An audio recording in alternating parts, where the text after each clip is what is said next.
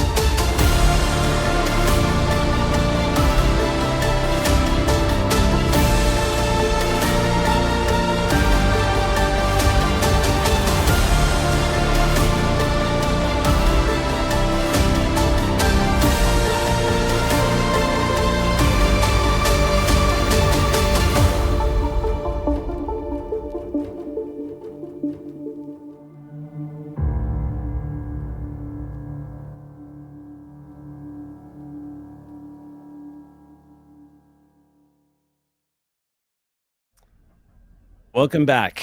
We're jumping right back in where we left off because where we left off had us jumping.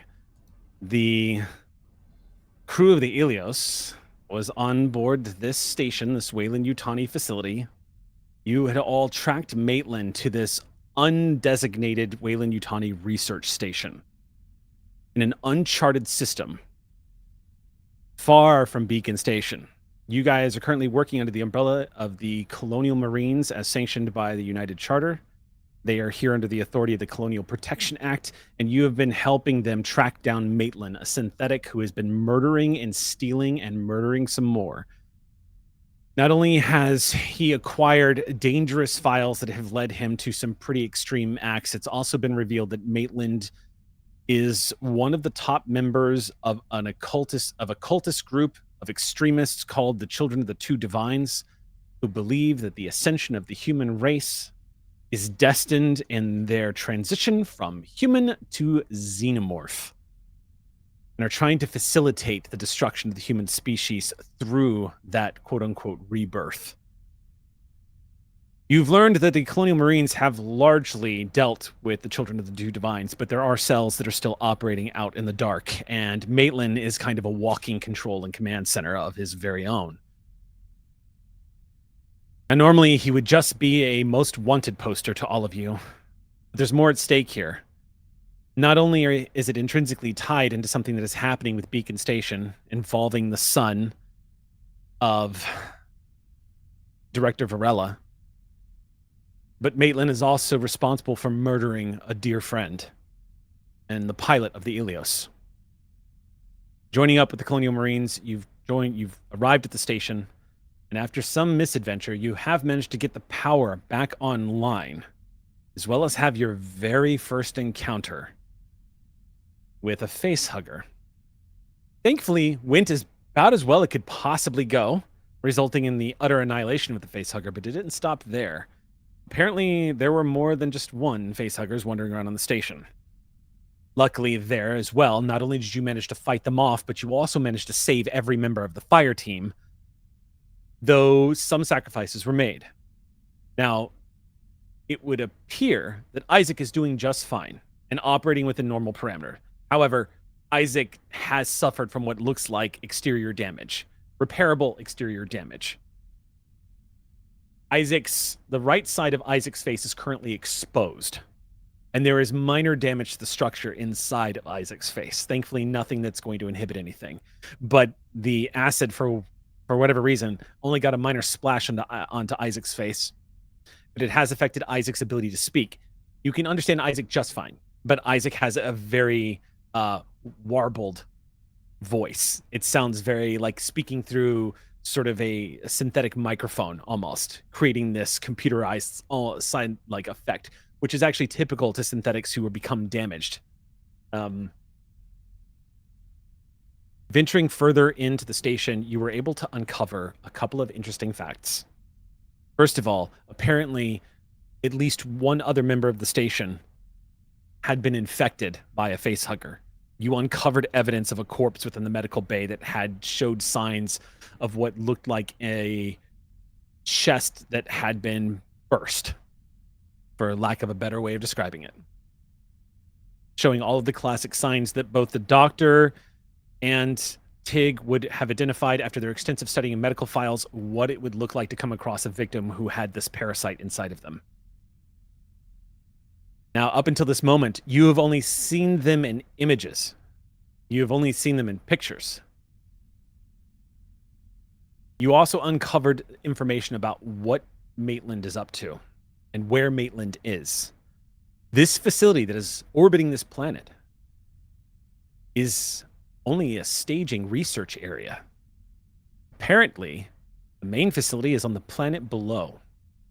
Maitland has left this station, presumably has left this station with Dr. Alvin Varela, the target. Dr. Alvin Varela, the son of the director of Beacon, is currently, until you receive other information, is currently in stasis. And each of you are aware that he is infected with a xenomorph parasite that, according to Director Varela, is a queen. One of the most lethal creatures ever encountered. The queen, of course, has the ability to spawn a hive of xenomorphs and can adapt rapidly to its environment, making it one of the highest priority targets that the Colonial Marines could possibly have. The objective here is to capture Maitland. Now, originally, the objective was to capture Maitland alive if possible and preserve the data. However, apparently Maitland was not expecting anyone to find where he escaped to, because he stored much of the data that he had captured here in the research facility. Clearly, based off of what you uncovered with Mother, he intended to use this place as some kind of staging operation and was keeping it here for safety. Now that you have the acquired data, you've also learned that Maitland has apparently become a follower of a synthetic named David. And that is all you know. You know this, you have the basic information, you have the Shaw files, and you also have evidence that Maitland escaped to the planet by a shuttle, and it's believed that Dr. Alvin Varela in stasis is with him. Y'all were preparing to make a departure, and you were scoping out the Rasmussen to ensure that it was operational. You caught movement on your motion sensor. You saw nothing. Tig started wondering if perhaps this was going to be another moment where that strange invisible creature that you encountered back on Paxton's Reach was perhaps making another appearance. And then the floor gave way. Private Kane is KIA.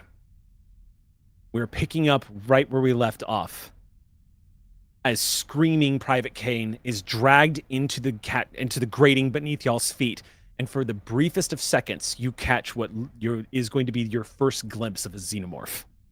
You see the creature with metallic teeth catching a bit of the light. Its utter jet black skin, a slight glossy glare, almost like this beautiful glossy finish to the giant arcing head that it has. It looks like a miniature dragon from the angle that you're all at.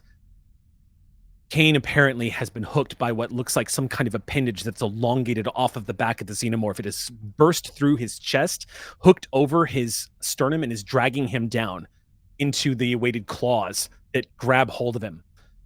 The last you see of Private Kane before he vanishes into the dark is a man vomiting blood, dropping his pulse rifle as he gurgles and screams, firing off a couple of rounds, causing sparks to explode overhead and rain down upon everyone.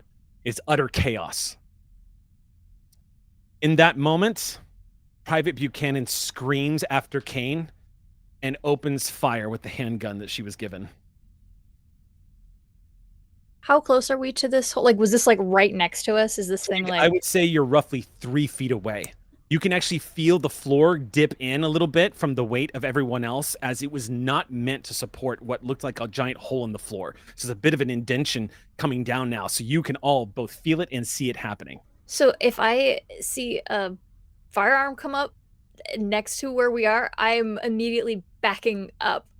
I think Tig's going, oh shit, oh shit, oh shit. And is like anyone who's near her is like, if this thing is 3 feet away from us and we get splattered, it's gonna, Yeah, everyone has to make everyone except for our synthetics, by the way, real quick, as you're trying to back everybody up, everyone immediately gains a point of stress upon sight of a xenomorph. I took that at the end of last game. Did you? Good. Okay, yeah. If you haven't taken it, keep in mind, everyone gains an immediate point of stress. The other thing I want to just Isaac and I are in here, so it's just me. Oh, okay. So it's just you then. Okay. The other thing I want to remind everybody is you have spent 5 plot points. So you still have a healthy amount of plot points left.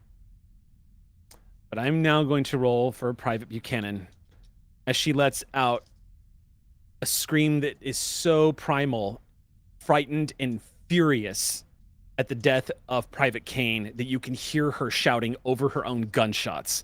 And I'm going to roll here. I have to roll. She has stress still.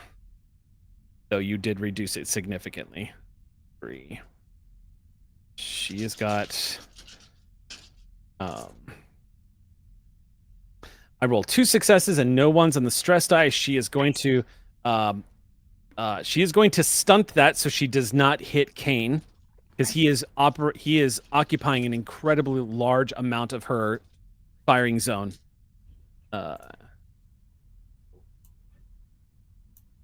Okay. The gunfire erupts, echoing off the walls in here. Again, you can see the spray of sparks and whatnot as some of the lights flicker from the pulse rifle fire that just shot up the ceiling. She lets out the scream and squeezes off round after round after round after round after round after round and keeps firing until the clip empties.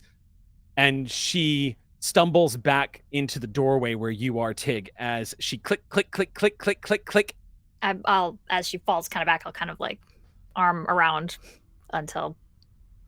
She screams. She goes, ah, ah! She turns around at you and takes a second and doesn't lose her shit because she did not... She didn't go into a panic, so she stops and looks at you for a moment. There's no other noise coming out of the cryo bay except for you can hear the hiss of what looks like coolant that is blasting this cold, cloudy air in through the ceiling from where one of the bullets struck one of the pipes. You can see the lights inside the cryo chamber beginning to flash a little bit and flicker. Tig just, like, as she kind of, like, swung the rifle back around, I think Tig just kind of, like, tried to, like, stop from swinging when she kind of saw what was happening and who was around her, and just, like, tries to hold her eye contact and just says, I'm so sorry. Tig, as you're talking quietly to her, it's at that moment where the adrenaline and the gunfire and the screaming has died down enough for you to realize that Lieutenant Batista is shouting in everybody's ears. Everybody who is on comms is now aware of what just happened in the Ilios. Mm-hmm. Rasmussen. Oh, I'm sorry. Yes, the Rasmussen. You can hear Batista informing everyone, "We've got a Xeno loose on the Rasmussen." Oh my god. 1 KIA. Who? Kane. You hear Buchanan say, "This motherfucker got Kane." Martha, make sure she has her pistol and rifle and is gonna head over there. Doc, you stay here, please. I come back over. I see that look on Doc's face. He's questioning whether or not you should stay there. How you doing, Doc? What do you want to do? I want to go, but I know there's nothing I can do. I want to help, but I know that I wouldn't be helping. I just go. I'll stay here. Okay, I mean, it'll be helpful for us to have someone not be killed by the Xeno. And Martha's gonna run Okay. opposite direction. You run out the door, leaving Doc behind you. The rest of the fire team follows and charges down the walkway into the Rasmussen, guns ready. And Martha, you see with like razor precision, the Marines fall into a breaching protocol. They immediately line up on the sides and start checking corners and moving down the corridor quickly. It doesn't take long, Tig, as you were all kind of regathered. You see Buchanan shakily take another clip and jam it into the gun and cock it. She puts it back in. You see she spots that the pulse rifle Kane was holding is actually on the ground near the blackened pit, and she goes, I'm gonna go for the gun. I got you. And Tig will post up and have her back. She, taking the handgun, she slowly moves into the room. The flickering lights. There's just this ominous black hole in the floor. More smoke vents into the cryo area. It causes her to start a little bit. She moves Actually, over. I think I've got my motion sensor and flashlight up. My Okay. rifle's not going to do anything to help her in this situation, so I just have light and the motion sensor. I'm just watching for her. Okay. You watch down. You're not sure if the creature has come to a stop or if it moved that fast, but you're not picking up anything on the motion sensor except the faint blip of Buchanan moving into the room. Mm. Then you hear Lieutenant Batista say, "Fuck, Kane's camera's still working. Oh, Jesus. Still got eyes. I'm not sure what I'm looking at just yet. It's really dark, and the low light's not really working too well. Stand by. I don't think it's nearby. It looks like it's moving still. It's taking Kane with it." That makes sense. She takes that opportunity to squat down and snatch up the pulse rifle very quickly, just get it into her hands, and she backs away quickly from that hole. She puts her back against the wall and just slides the handgun away, checks the ammunition on it, reloads it, and starts backing out of the room, aiming at the hole. About that moment, the rest of the fire team, Korea and Macron, show up. Hey, what's the status? It went in the hole. The fucking thing just jumped out from underneath us. It took Kane down with it. At that point, Macron looks over your shoulder. The corporal looks down at your motion sensor, Tig, and he just looks at it and shakes his head and goes, all right. Lieutenant, what do you want us to do here? We've lost track of it. The pause. Lieutenant says, we got all the data we need. We scrapped the station. We scrapped the Rasmussen. I'm not taking any chances. I'm not risking my fire team. I didn't have any orders to protect this shit. What was that? I say Tig's just like, yeah, we can't kill it. All right, everybody. Pull out. Return to airlock 1 on the same level you're on. We're going to dock. We're getting you out of there. Martha turns around immediately and goes back to the doctor. Okay. You nod and start heading back down. You guys, about that point, you can hear the rapid footsteps of Martha's heavy combat boots as she's bolting back down the hallway. And you might hear on comms Martha saying, "Oh no, what was it? That was really stupid. That was stupid." And she runs back to the med bay.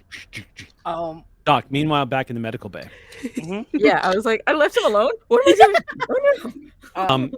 You find yourself alone in the room with this desecrated corpse of a medical doctor who you have to assume was probably up to some pretty unethical things. They're wearing the Weyland-Yutani jumpsuit, symbol on it, whatnot, but you also see there's a couple of mother computers that are fully accessible with a lot of the things that are happening. Looks like some of the things that you see data up on the screens, as well as some project heads. First thing Doc does is he's going to put the body on a bed and cover it up, and also look to see if there's any sort of identifying like maybe ID or something to try and let this guy's family know? Nothing Uh, on the uniform. Okay. In that case, that's going to be the first piece of data that he looks for. Okay. Just this guy was doing some dirt, but his family doesn't deserve to question like he does. Make me a comtech check. Here we go. All right. You move over to the mother console. Oh, you know what? Mother's going to assist you. I'm going to give you a single die. Add 1 die to that because you now have full access. That's 8. 8 dice. Nicely done. Roll that. Okay, that is out of 8 dice. That's 1 success, and that's a 2 on the panic die. Okay, 1 success is all you need in this game. You begin entering some of the data, searching for station staff. Sure enough, Maitland looks like he's been pretty thorough in deleting some files, but not all of it's been deleted. Again, Maitland was planning on using this place as a staging ground. So it looks like some of the data that he found necessary, he took with him, which matches what you have all been told. Maitland seems to take the data he needs and deletes it from wherever he took it from. There's other stuff on this computer that is apparently specific to this medical facility that you are looking at right now, because you start uncovering project numbers as you're scrolling through. Oh, yeah. You also see a couple of references here as well, and some of them stand out to you. You see reference of something called Project Life Force, Project Berserker, and the Dark Star program. Yeah, I'm. Is there any way for me to pull this information so that Yes, we can? You succeeded. Right. You have full access right now. Mother is going to give you whatever you want. All right, then I'm pulling all that information. And here's the question: that I know he takes the information that he wants and deletes it, but what I'm curious of is there any way to use what's missing and what's around it to put together what he took by context? You would probably need Martha for that. You do. Did you roll 2 successes? Didn't you? I rolled 1. Oh, okay. You rolled 1. Oh, you rolled a 2 on the panic die. That's where the 2 came from. You've got 1 success, Mhm.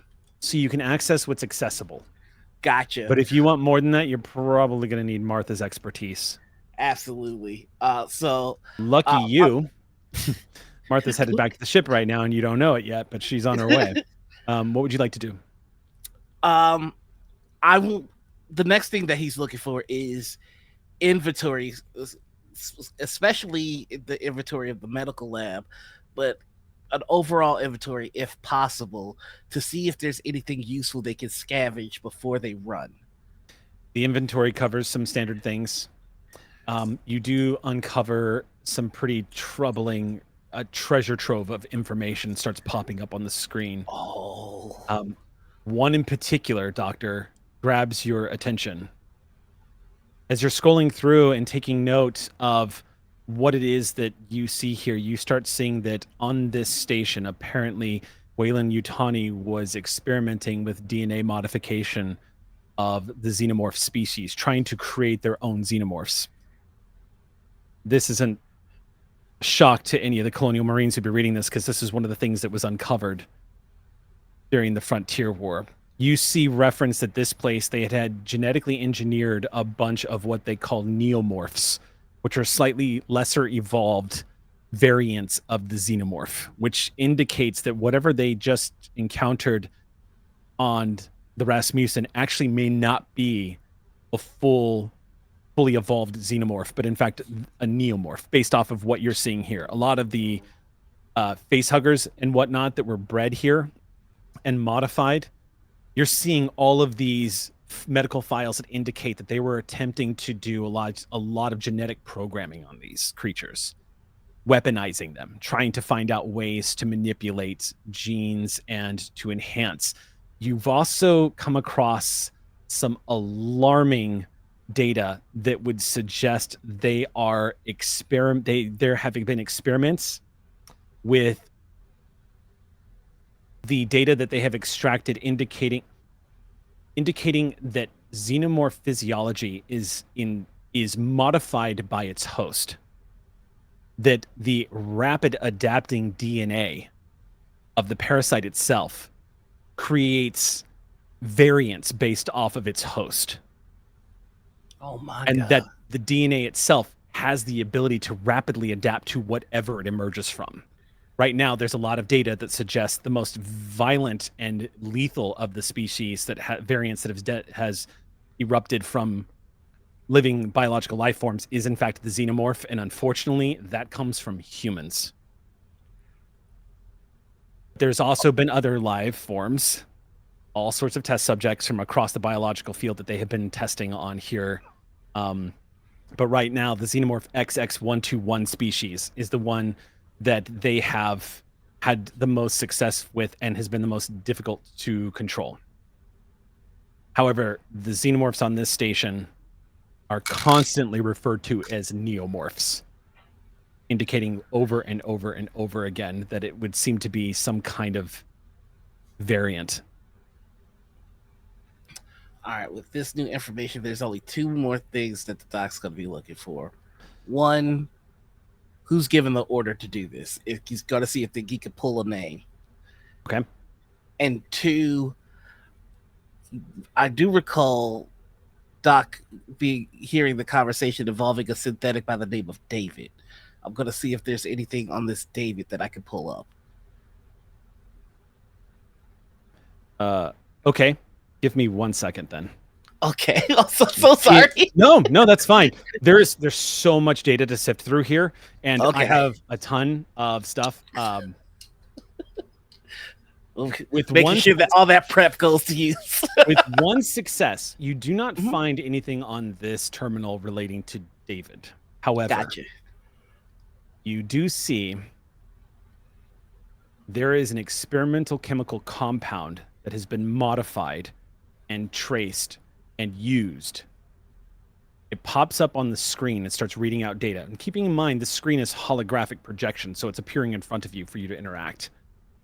It is called, it is a derivative of chemical A0-3959X.91-15. In other words, the black goo. What you see as the data pops up is that it is a vaccine. It can arrest the development of neomorphic and xenomorphic embryos within a host, turning it inert into a benign tumor. However, it has a 35% success rate, and all of the other subjects became what they call an abomination. And you see, when you kind of curious about that, what pops up on the screen are images of humans who have been corrupted with this genetically altering nanochemical. Now, none of the Marines who've seen these creatures are there right now. But if they were, there's an entire fire team that encountered a horde of these creatures on an icy planet not too long ago. You see images of humans with swollen, bloated heads and sunken eyes, razor-sharp jaws that kind of extend outward. They have a very short lifespan. They are extremely dangerous, and they are incredibly hostile. And they will kill anything they come across on sight. About that point, you nearly jump out of your skin, Doctor, as Martha enters the medical bay. Good God in heaven! Oh, Lord. Are you okay? Are you okay? I look around. Mild heart attack, that's all. Oh my God. Doc. And I rush over to Doc and I say, I am so sorry I left you alone. What was I thinking? There's a xenomorph running around. Why would I leave you alone? That was so stupid. I'm never going to leave you alone again. Never, ever. It wasn't stupid. It makes perfect sense for you to go to where the xenomorph is. And if I were to tag along with you, I'd just slow you down. No, and also I don't want you to think that. I don't think that's true. But mostly I'm never gonna leave you alone. None of us should be alone ever, okay? Buddy system from now on. I will never argue against more time with your company. Speaking of your company, I could really use your expertise if you don't mind. I was able to crack into this thing for a little bit of information, but I feel like there's just a touch more I might be able to get if I had your intellect. If you might just take a second, here are the things that I think that I just can't get into, and I'm essentially going to show where the things are missing, the deleted files. I think we might be able to get more information on Maitland's intent if we look around the missing parts here, to understand by omission what was taken. All right. Yeah. I take a look. Anybody else want to break out into Reading Rainbow? Just me? Let's check.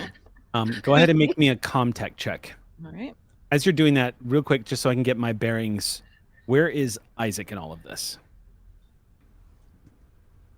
You're muted. Isaac didn't really move, especially since. Okay, this whole so you're thing you're still here. Then you're probably near the med bay. Then. Yeah, I was with Tig. Yeah, we were in the. Oh, then you were in the Rasmussen. Okay. Yeah, I think at this point though we would probably want to get off the Rasmussen. My inclination. You've all been ordered to retreat from the Rasmussen and then decouple it. That would be my vibe. Sounds like the Coral Sea is going to scrap the entire station. Yeah, but just for now, while we're still on this part of the station, I want to disconnect the umbilical. Yeah, if you disconnect the umbilical, that will leave you and anybody else who's still on the Rasmussen. No, I want us off the Rasmussen on the station. I want us, you won't be able to do it remotely. You'd have to do it from inside the Rasmussen. Yeah, you can seal the Rasmussen off, but you can't. That then. Okay, you guys are going to make a mad dash back to the airlock. That would be my inclination, but I don't know if Sam had another idea. Oh, Please. I got 2 successes. Okay, cool. Bookmark that because that's gonna reveal stuff. Okay. Maitland didn't expect us to be here.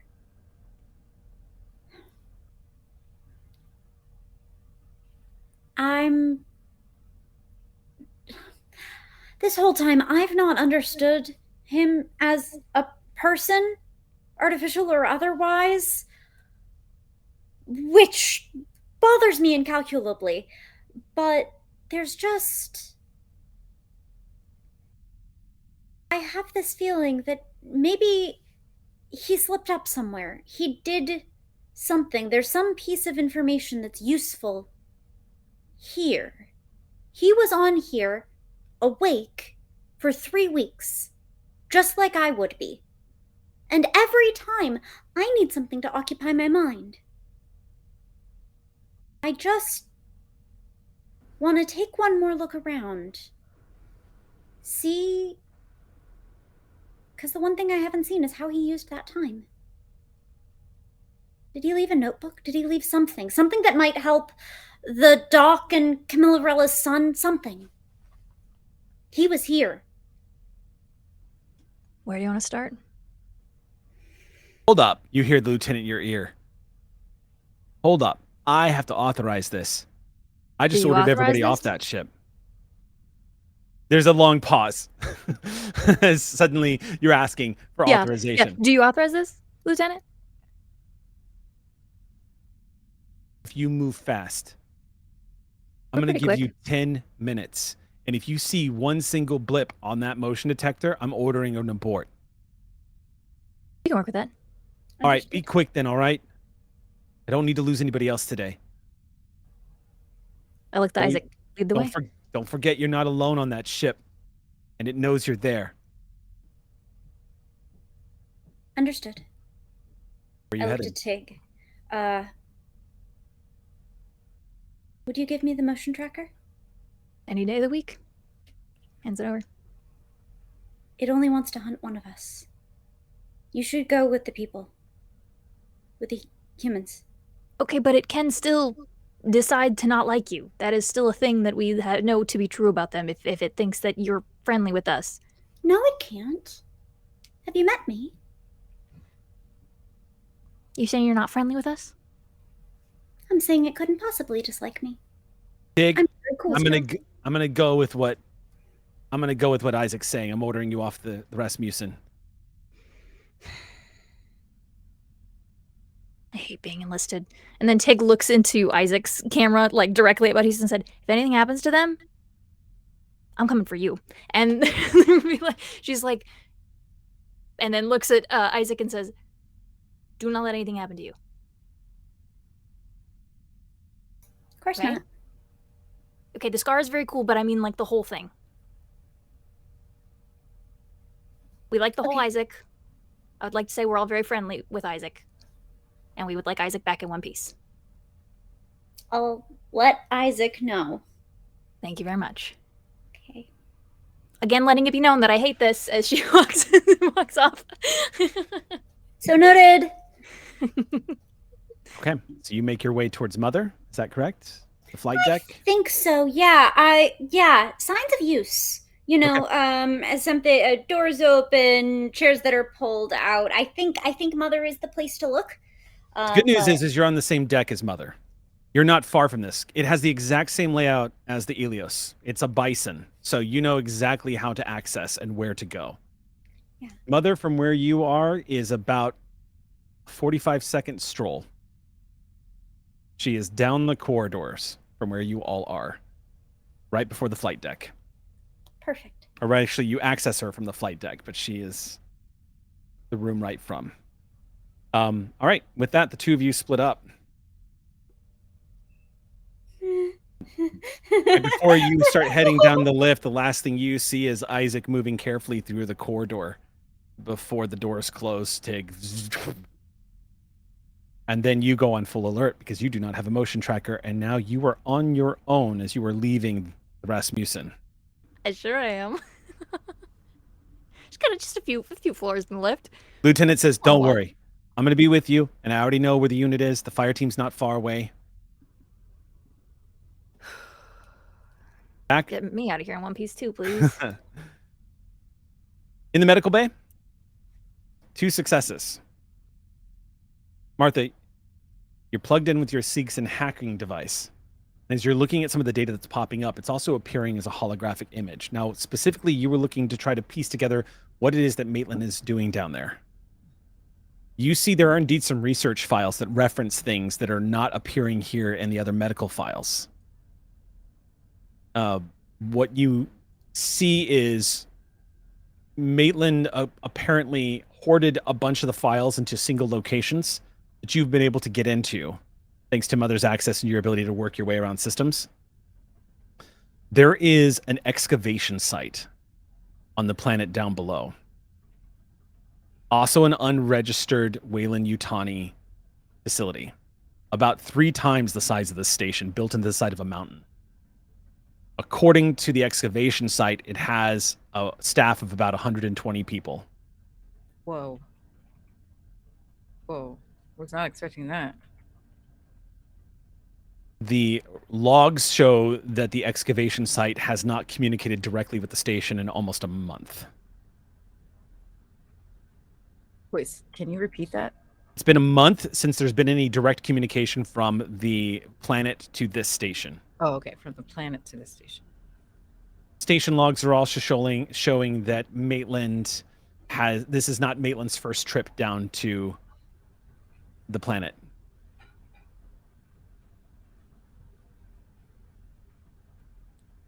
I gotta get me one of those little hacking tools that you got there. That's really what it was. And then you see reference, Man. of course, Martha, you see what the doc was looking at. The derivative vaccine. Whoa. It apparently has the ability to render neomorphic or xenomorphic embryos inert with only a 35% success rate. Oh my God, Doc. Did you see this? Yeah, it might prove to be mighty useful, but the problem is if it decides it does not want to be useful, it is then quite a detriment. And were I to be performing the operation by myself, I'd be more inclined to give it a try to save the young man's life, but I will be working alongside Tig, and Tig is prone to draw out all sorts of spooky things, and I do not want to be responsible. Oh my God, she totally is. Well, this is promising, though. Now, Is Martha, Martha, Something- just to keep in mind, sorry to interrupt, but just to remind you real quick, you do have a stunt Oh, to great. spend because you got 2 successes. So you can +1 to later related rolls on the station. You don't need to overcome this again on the station. You do it half the usual time. Your favorite, which is new and unexpected information. The other one is hide your tracks. The other one is show off. Well, before I decide on that, I had a question. Yeah. Can I tell from the info here whether the vaccine can be used as a preventive vaccine? It looks like it can't be used as a preventative. Okay, so it has to be someone who's already a host. Yes, Okay. essentially. Okay. Doc, what do you think? What do you think? According to the data, by the way, there are 6 vials of this in this medical bay and currently in storage. I'm inclined to take it to research and also as evidence. But speaking of evidence, there's two, I believe, crucial pieces of information that it was just beyond my capacity to acquire. One, I would very much be interested in knowing the name of the individual who is responsible for this, so that I might be able to send this information to my friends back home, and we could begin proper retribution for this. And 2, do you recall hearing the name of a synthetic David? I believe you were in the mother mainframe when that information was being disseminated. Okay. That big monologue recording you heard and saw of David. Right. Yeah. So, yes, I've heard of David, but literally only today from that video from before. Yes. And then, yeah. Also, I'm going to look from the information that I get from that check. Can I see who developed the vaccine? Is there a name? It just says it was developed here on the station. Okay, there's no like codes or anything even. Doesn't look like. And if there was, it's possible that Maitland destroyed them or Okay. deleted them. Okay, cool. But you also know that Weyland-Yutani black sites are notorious for being very dicey with their data and not keeping a lot of hard copy. Okay, so we might have to just keep our eyes and ears open to see if we can find out who made this. There's a lot of people down on the station below. Maybe some of them, one of them is part of it. For the stunt, I think I'll do the unexpected information. Okay. The unexpected information. As you're swiping through looking for any more information you can find about the excavation site below, you see there is some files that look like they have been they're marked in a very suspicious way to you, Martha. They're using designation codes that are very familiar to you. They are typically file formatted in the same way that the UPP likes to keep their file formats. It's possible Weyland-Yutani has been stealing information, or that they have how they came by the research. You don't know, but you see some data, and instinctively just reaching over, you just grab the file and pull it open. As you pull open the file, you see a lot of data spitting into your face. The both of you have a bit of a sense of deja vu as you're looking through the data. You see a lot of information sprawling up. Some of this stuff, the numbers and the file codes are familiar. And then you see reference to something that is very familiar to you, a file that is underscored as priority, titled KY-537 Bellafron.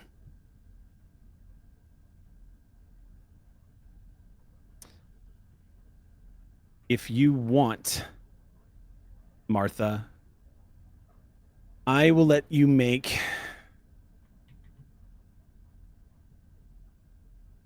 I think I might call this... I might actually call this a Comtech check.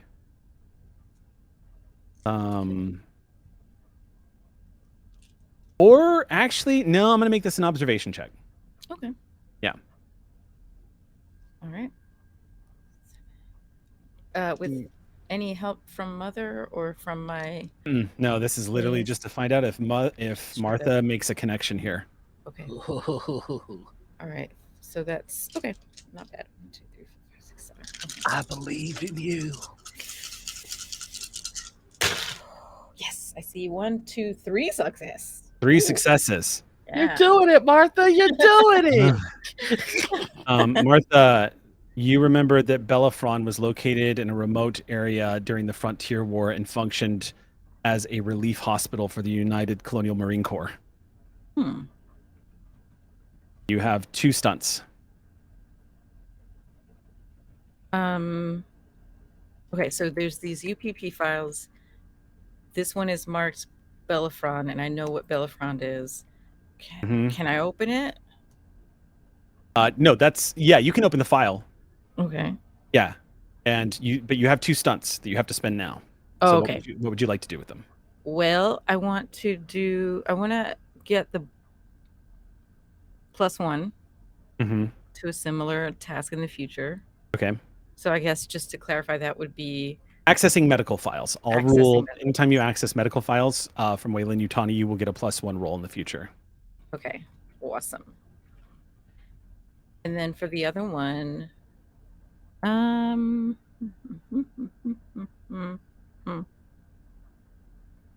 think information. Okay.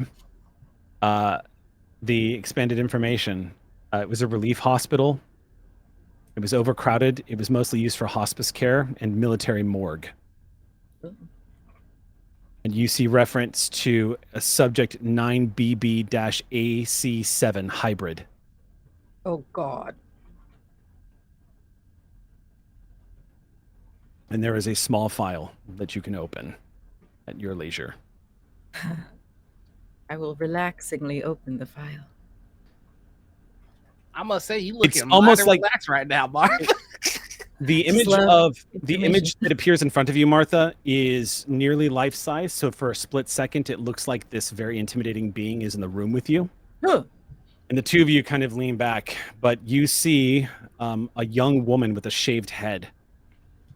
She looks like she is wearing some kind of hospital uniform. And judging from her condition, she is likely subject 9BB-AC7 hybrid. You see the designation on her uniform. She looks a little different. The sides of her skull look like they connect from the base of her skull and stretch all the way down to her shoulders. And the weird sort of muscular piping almost looks vaguely similar to that creature that you saw inside of the vessel that you and Tig fought. You see a lot of data starting to pop up, and it indicates that it looks like it links her to the vaccine that was made, and it links her as a successful test subject that they were able to use for whatever reason. Her DNA reacted to this compound that they were attempting to make. And at the bottom, it states something rather incredible. Apparently, when they received her, she had been dead for 7 days. Your breath catches in your throat as you read the bottom, as she is referred to as Gemma. I knew it. Looks like she was a corpse. She was one of the many test subjects. Apparently, experimentation using this property reanimated her body. She had no apparent recollections of memories, but she seemed to respond to her name. It also states that she is responsible for single-handedly killing 5 scientists with her bare hands. They also note that her blood has turned slightly acidic, and they are monitoring further a lot of the corruption. But she, at the very bottom, it lists her as a finite resource. And the doctor's notes state that she is terminal. That it's only a matter of time until the mutations brought on by this substance is going to ultimately transform and kill her. She will become more violent and deadlier as it happens. The vaccine, they were extracting as much of it from her as possible and using it to create vials as much as they could. there's no certainty that they'll ever be able to replicate the vaccine. Apparently, her genetic code, according to the file that you're reading, lists her as 1 in 100 million. And states it highly improbable that they'll ever encounter anything like this again. Replication of the genetic code, highly unlikely. Synthetic attempts have all failed. It does not list her as dead again, however. It still lists her as active, and this file is about a week old. Well, Doc, you were wondering who made the vaccine, and I think this isn't quite the answer maybe you were expecting, but I think her body made the vaccine. That poor girl. Yeah. Just so you know, I think. Wait, pausing for a second? I think I know, right? You when we saw the file for the first time, Tig told you're like, everybody. why do you know okay. her? And I was like, Mhm. what? She should be dead or something like that. Like, Yeah, right? Tig- you Tig know that told Tig y'all. knows her. Okay, so I will say to Doc, I'll say, just so you know, Tig knows her or knew her when she was not like this. So I'm gonna have to tell her what happened to her friend. You guys, in this moment, as Martha says that, you can hear the distant hissing of the airlock door opening up as the fire team is returning from the Rasmussen. So you've got a few moments. Okay, I'm gonna close the picture and then I'm gonna gather the rest of everything we need, as well as that substance, and hopefully I might be able to find a peaceful moment where I can attend to Isaac. I'm seeing that I got a deficit of knowledge when it comes to software. I was so focused on assisting them with the hardware. right. Let me just save this stuff and I can come with you to get the vials. I'm gonna plug in my thingy and I'd like to save these files as well. Martha, I know this is the kind of information that gets folks missing. So just be careful. Yeah. I will. All right. Meanwhile, on the bridge of the Rasmussen, door opens to you, Isaac, as you enter into the mother facility, looking very much like my background. It's an old mother system that they have equipped on these Bisons. Very analog. There is no holographic projection. Instead, what you see is an old school rounded like tube-like screen in front of you built into a large console, and 3 screens in front of you, and this big clacky keyboard with multiple command functions. Mother doesn't even know you're here as you enter. She's that old. As you step inside, the blinking lights are just constantly like moving around. I'm kind of surprised. Camilla told us Mother was updated. Mother 8000. Weird. Maybe there's more under the hood, so to speak. You'd like to make an observation check to see if you can... Yeah.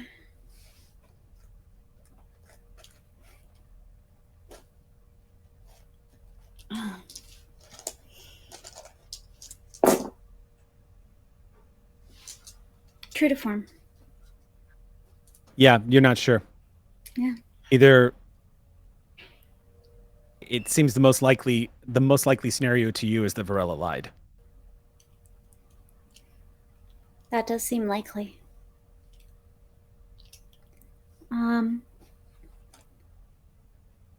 I'd like to query for any files created or modified during transit. During 3 weeks. Okay. Naturally, it asks you for command codes, which you enter immediately and gives you full executive access to Mother. You don't see anything that jumps out at you, Isaac, but make me a contact check to see if you can uncover anything interesting. Okay.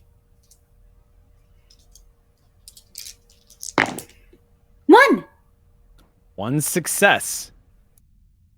There is an automated message that Maitland has recorded and left in the system.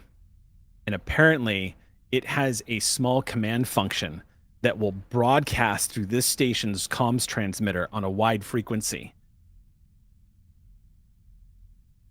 Command looks like it could be done remotely, but it's almost better way of describing it to us in layman's terms. It's like somebody scheduled a tweet. It looks like Maitland pre-recorded some kind of message that he intends to send out. And Mother has been instructed to do so on his command.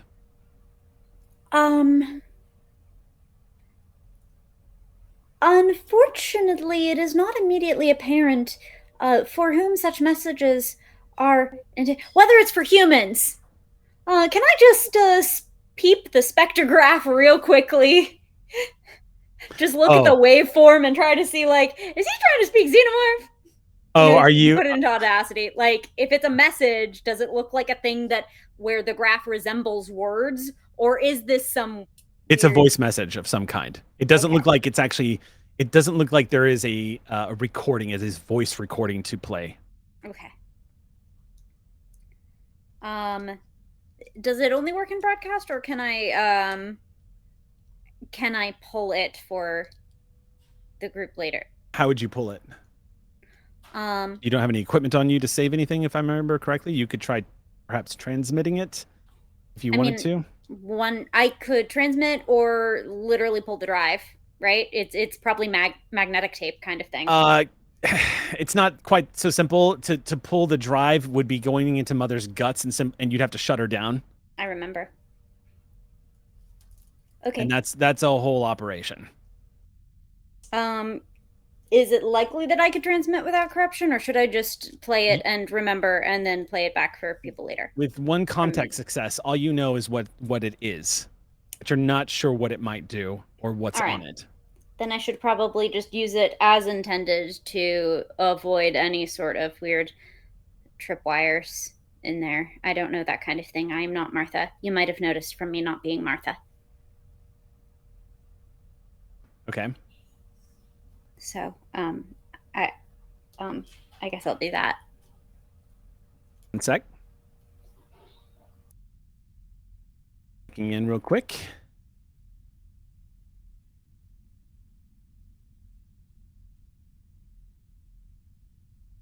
Okay.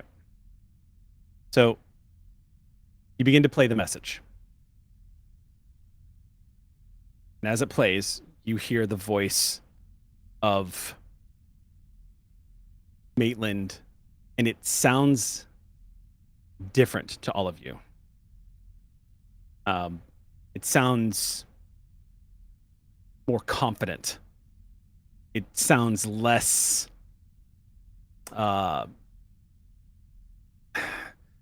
like somebody who's imitating a rom-com character, who's kind of charmingly insecure. The demeanor of the Hugh Grant is turned off. Yeah, essentially, it's like the act is over with. 1 sec.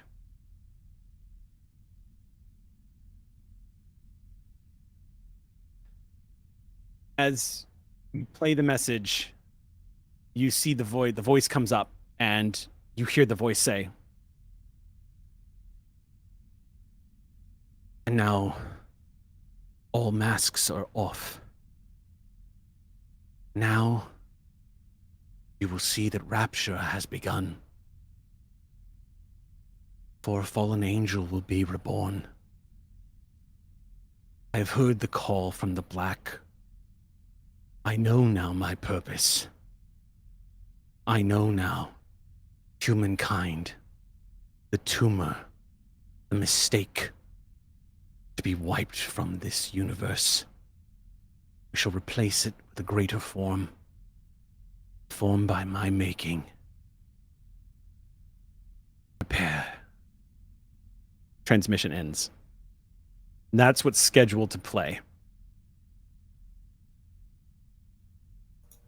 Jeez.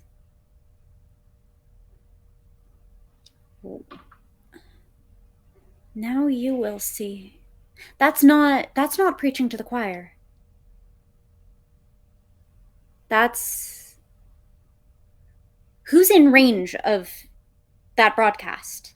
You're not, with one success in the contact check, you're not sure where that was headed. You do know that it was going to be beamed into the station, and the station was supposed to broadcast it to a specific area on a wide channel. Where, you're not sure where it's headed. Martha might have a better shot at that, or you might have better information if you can find out what it's linked to on the station itself. But you also know the clock is ticking right now. You've got less than 5 minutes to stay on this ship before you have to bail. I have to bail. I have to get back. Nothing is as important as getting the people off of here safely and getting Barillas safely. That's a clock. Far more important than who some person's weird message gets broadcast to. His narcissism will have to do for another day.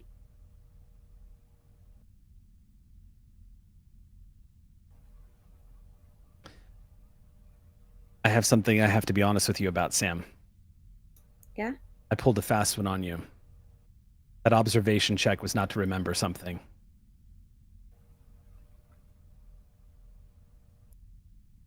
Then what was it, Eric Campbell? As you close down Mother and turn around, you are face to face with it.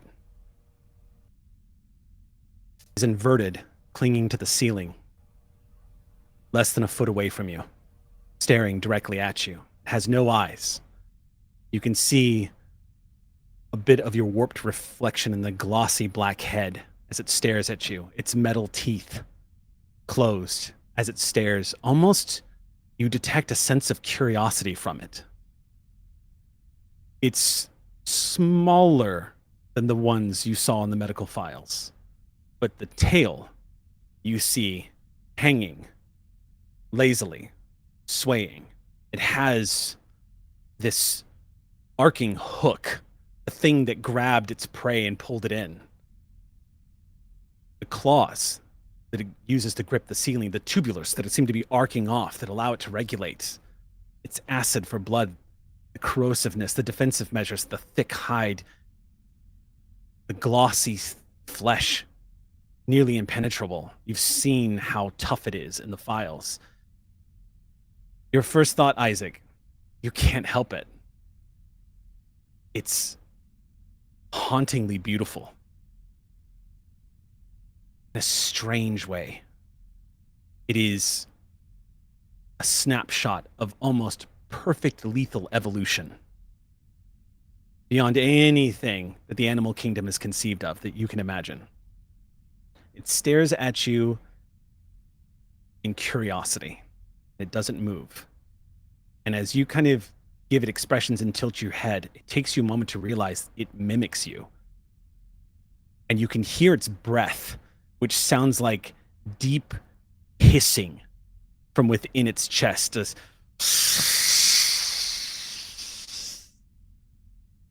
it angles itself to look at you. You're not sure if it sees you the way you see it. There are no eyes. There's no clear indication of olfactory factors at all. It doesn't seem to have any way of smelling either. You don't know how it perceives.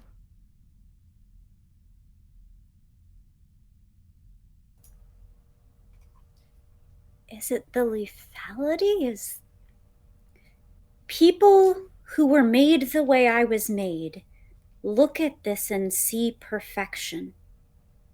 Is it just in its ability to deliver death, or looking at it, is there something else about it?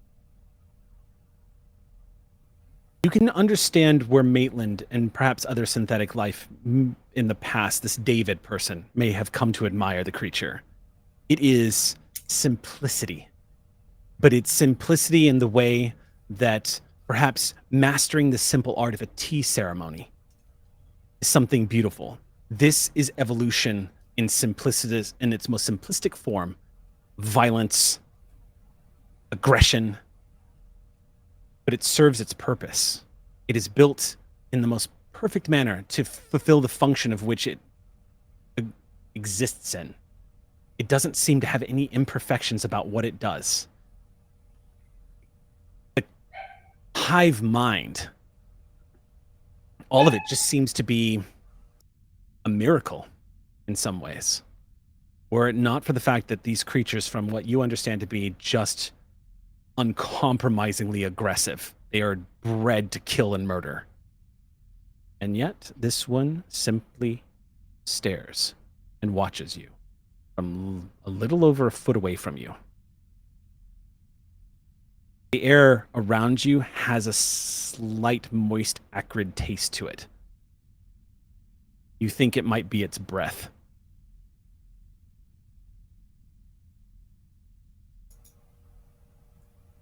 But it's not just aggression. It's curious. At the moment, it seems to be. It has not attacked you. Instead, it holds hanging there on the ceiling. What would you like to do? It could have been so much more. Is it standing between me and the doorway? You could actually simply slightly squat down and walk underneath it.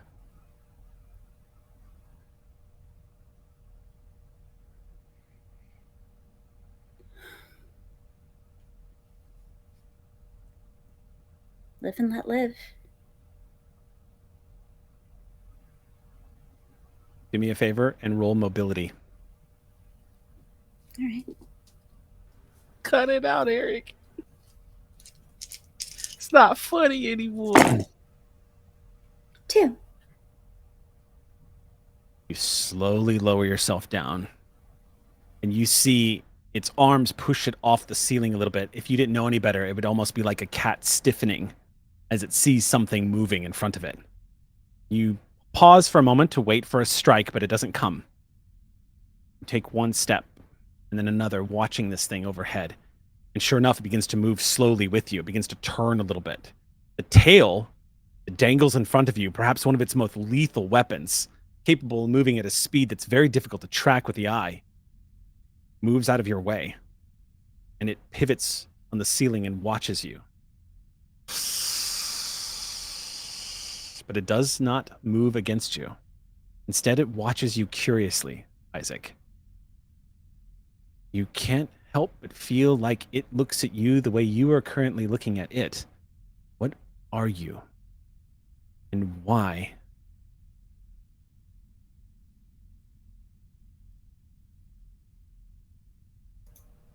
As you move through the room, it simply watches you go. Takes one clawed pull on the ceiling to bring it a little closer to the doorway as you exit. And as you back down the corridor, it does not follow. It simply watches you. And suddenly there's a burst of movement as it drops from the ceiling. It rears up. You were correct. It's not as big as you thought it would be. It stands on its hind legs, perhaps a little over 5 feet. And it brings its claws up and watches you. But it does not pursue.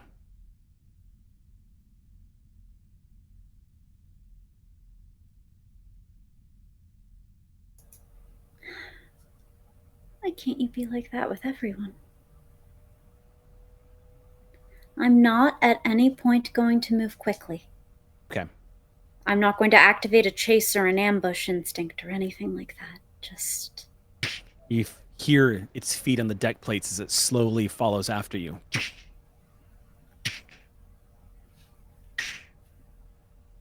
You move back towards the lift. Thankfully, Tig was very kind and sent it back to you, so you see that it is open and ready for you.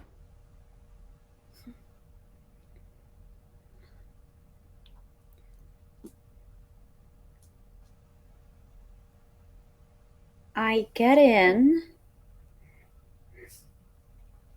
and it's this strange...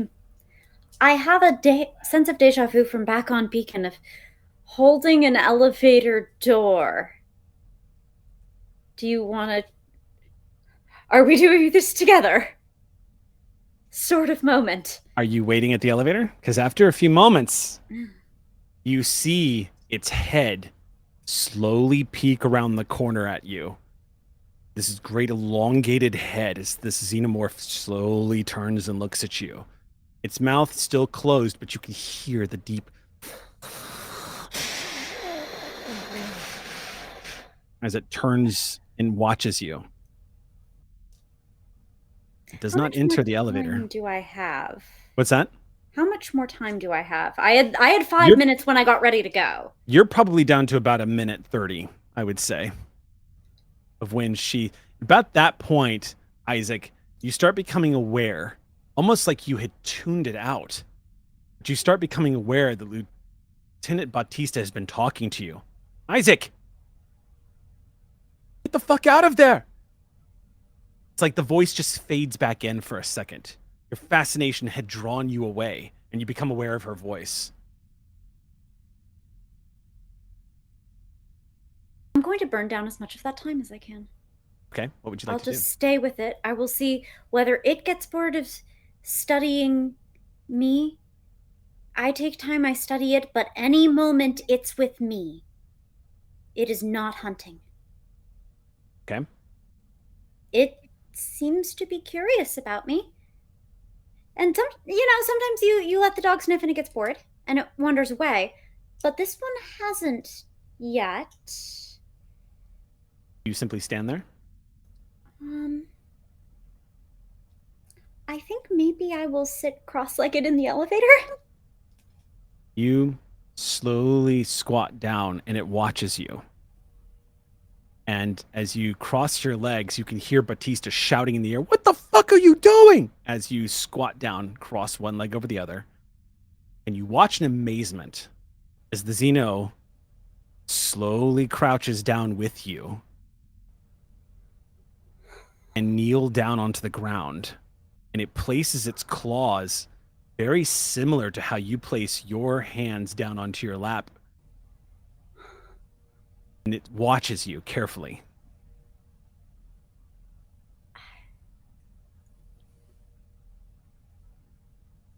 Why?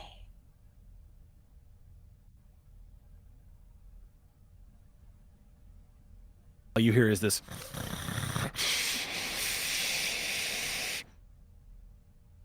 As it stares. Isaac, you start becoming vaguely aware of the torn pieces of flesh hanging from its claws as it's sitting there.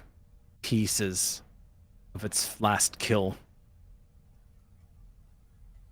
It's a little glossier and blacker than the others, but the dripping from it, the tips are finally showing up on the floor.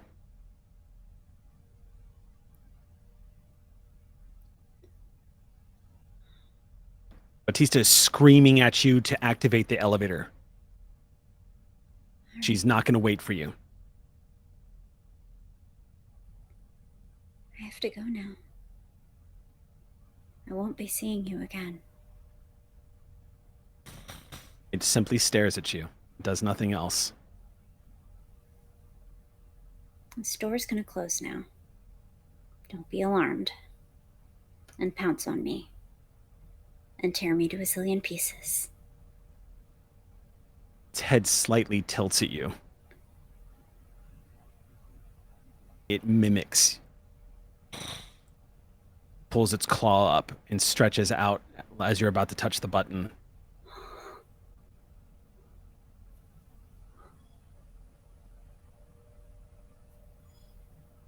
Goodbye. The doors begin to close, and as soon as the noise activates, it goes. Its jaw opens up, and you see a secondary mouth begin to emerge. It also opens, and you see it spike a little bit. It rises up from its sitting position and watches you as the door goes. The lift begins taking you down. A few moments later, the lift doors open, and you find yourself in the cargo bay next to the airlock doors of the Rasmussen. Bautista, if you had eardrums the way humans do, they'd be ringing from Bautista screaming at you to get the fuck out of that ship now. Okay. I'm on my way. You take off. That's a good spot. Stop. Nope. Nope. No to this. No, thank you. Oh god. Return to sender. I don't want Androids don't feel stress. Androids don't feel Prandroids do. So quick party check-in. We doing good? Yes. I'm living my best life on this non-binary awareness week. Okay. I wasn't using that cortisol for anything. All right, then. We'll be back in 10 minutes, Ox Crew. Don't go anywhere. Hello? Can you hear me? Hello? July 20th. Just stick around.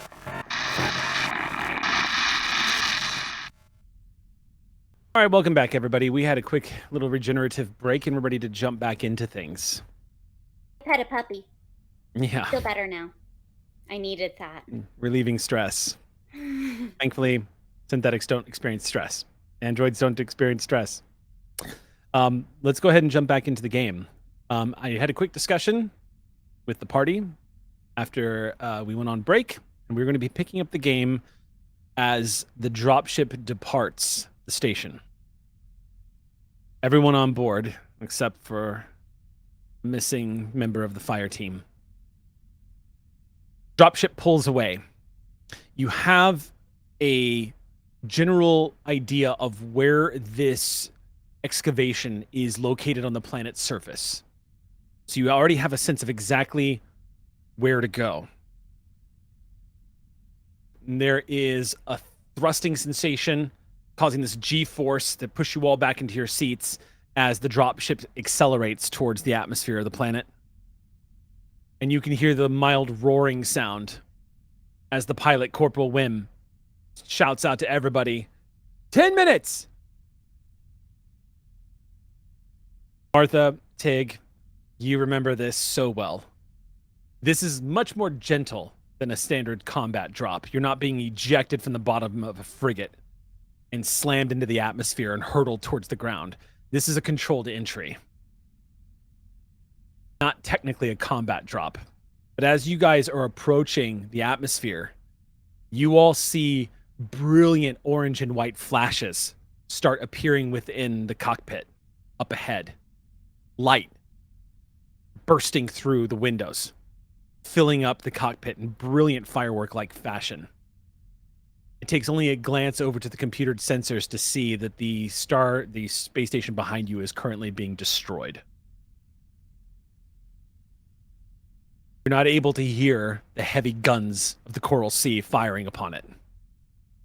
Each of you know that the Rasmussen, the station you were just on, and everything that was on it is being disintegrated by heavy artillery.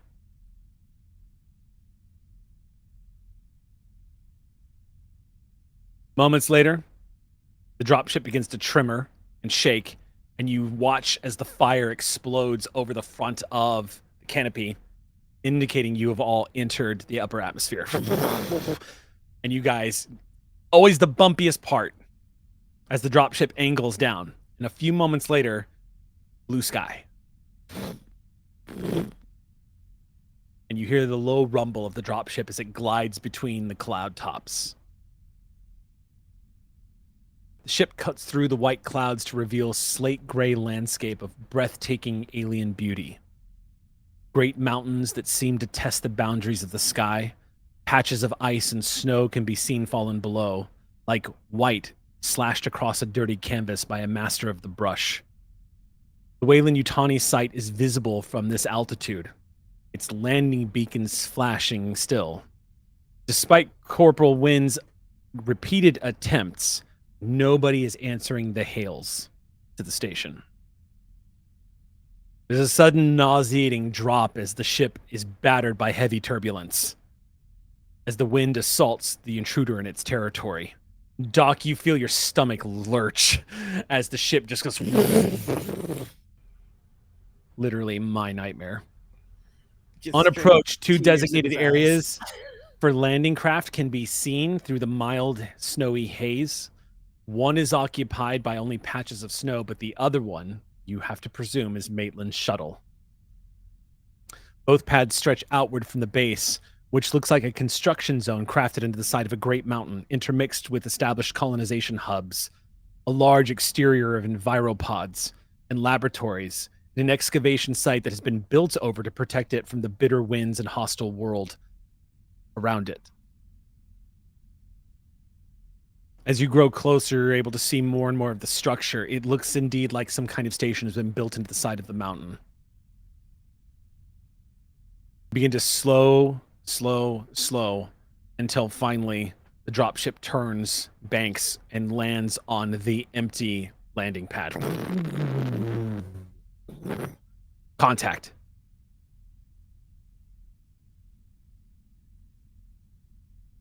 With that, Lieutenant, who's with you guys, she goes, all right, we're down one member of the fire team, so I'm coming with you. She grabs an assault rifle, slings it over her. She goes, I'm taking command.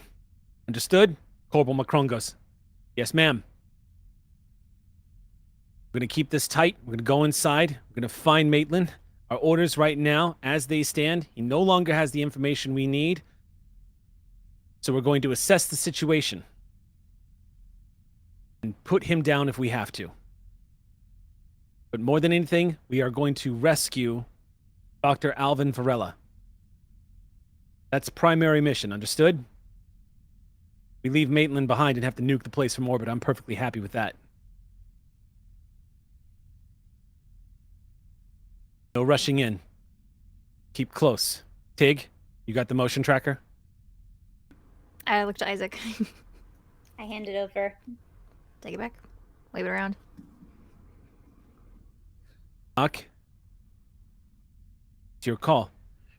You're a civilian. I don't want you to get hurt. We could definitely use a medic, and we don't know what we're going to discover in there. So it's your call. If you want to act as the fire team's resident expert, you'd be welcome. Yeah, well, I don't want y'all to be hurt either, so I guess I better be sticking around with you. And you're going to stay behind us, and you're going to follow orders. Wynn steps down for the cockpit and goes, you sure you don't want him to stay here with us, Lieutenant? She says, I'm not going to tell him what to do unless he's coming with us. I'm not going to say no to more help. Saw what you did for us back there on the station. You are useful, Doc. I have my moments. Just make sure I don't die, and I'll do the same for y'all. Moments later, the ramp begins to lower, and a blast of Arctic wind surges into the dropship. It bites to the bone. It is cold. You have to imagine it might be a few levels below freezing. You heard the lieutenant say, we're not going to stay out in this long, so let's hurry up and get inside. I want everyone to fan out. Check those hab pods first. Nobody get too far away from each other. No further than 6 meters. You understand? I want tight formations. Everybody starts to filter out. If you all would like, in this scene, you can make observation checks as the fire team goes from hab to hab, checking to see what's inside. No movement is popping up right now on the motion detector. Okay. Go ahead and make your observation checks. See if you spot some things. If you want, you can have the highest member, the one with the highest observation score, to roll for the group. Or you can all roll individually. I leave it to you. I have 7, and I've already Okay. No, 7. Sorry, 7 dice. That's immense. That's enormous. That's a It's a huge big dice. pool. pool. Oh, okay. Yeah. I have 8. I already rolled. I'm sorry. I also already rolled those Oh, 2, but I have Okay. one success. Excellent. That's it. Awesome. I have 1 success. One success. Okay. If we're all wrong, I will. Gotta just get 2 more dice here. With my panic die, I'm rolling 6 dice. That's 2 successes. This will be my I rolled so many 4s. I'm glad I didn't have any stress die. Awesome. Wait, I'm So actually not many that bad ones. at this point. My brain. I you're have not 6 doing dice. Yeah, that's not bad. I have 6 Why dice. am I a meme? I have You 6 don't dice know. when I I don't know. have panic dice. I normally roll or Or no, I have 7. I can count. I have 5 normally. I got 3 successes, and one of the 6s is on my panic die. Still Excellent. success. You have to make a panic check. What? A 6 on a panic die? Oh wait, you rolled a That's a 6 on a success. panic die. That's a Oh, success. then that's just a Oh, okay. success. Yeah, you don't have Oh, to okay. adjust it unless it's a 1. Okay, I Everybody gets forgot, pressed on I a panic forgot dice. which They're one good. it was. Only a 1 is Oh, bad. yeah, I thought you were announcing that you had. Okay, sorry. Okay, No, you're my fine. bad. No, that's my bad. I forgot. Only 1 is Okay. bad on panic. But I got 2 successes. Okay. You guys, there's no point in stunting this. What you guys do is when you go from hab to hab, it's very much like Hadley's Hope. Y'all are moving from hab to hab, and all you see are empty habitation pods where people lived. You see the exterior area filled with like things like shoes, snacks that have been eaten, garbage that has yet to be taken out, a few computer consoles, pictures of family up on the walls. Some computers are still on and partially functioning. The place still has power, apparently. Moving from each pod to each pod shows that this place was fully lived in, and it looks just like Hadley's Hope. It looks like people just stopped what they were doing and left. Whatever they were in the middle of. It just looks like they're gone. And as you move one by one to each one, it repeats over and over. What it apparently you guys are able to suss together with as many successes as you all got is the facility was not built to actually support the number of staff that ended up working here. The hab pods were built on the outside. What you glean from the scientists who were working outside, they cleverly nicknamed themselves the Sickles, short for icicles, because they were the ones that had to freeze to death outside. And that's the nickname of sort of the hab city that y'all are moving towards. You do see that it looks like there's a command, like an outcropping in the rock where you see windows and what looks like a reinforced, a blind perhaps, able to shutter and close, similar to what you all saw in Paxton's Reach, but this one's built into the wall of the mountain. Like it's been hollowed out and created as part of the interior. There's also 2 very large doors, and in some areas, there's actually some pretty cheapo, giant plastic tarps that are just stretched out over some openings in the rock face. Lots of places to enter from. Doesn't look like this place necessarily has any kind of security. It looks like an excavation site.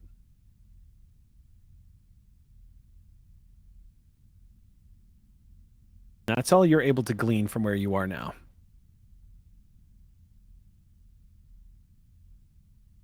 So unless you all want to do anything, the lieutenant's going to continue moving into the facility.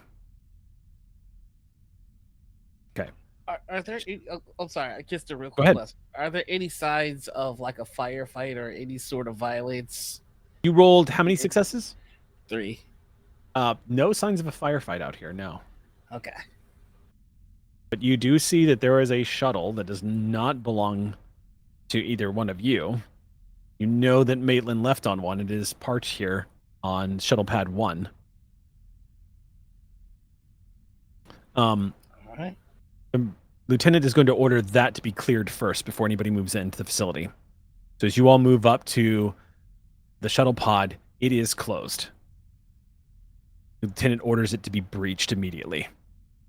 Fire team stands back and starts pointing their guns inside. And Martha, would you like to do us the honors? Oh, good thing we have a doors expert asking. Yeah. Sure.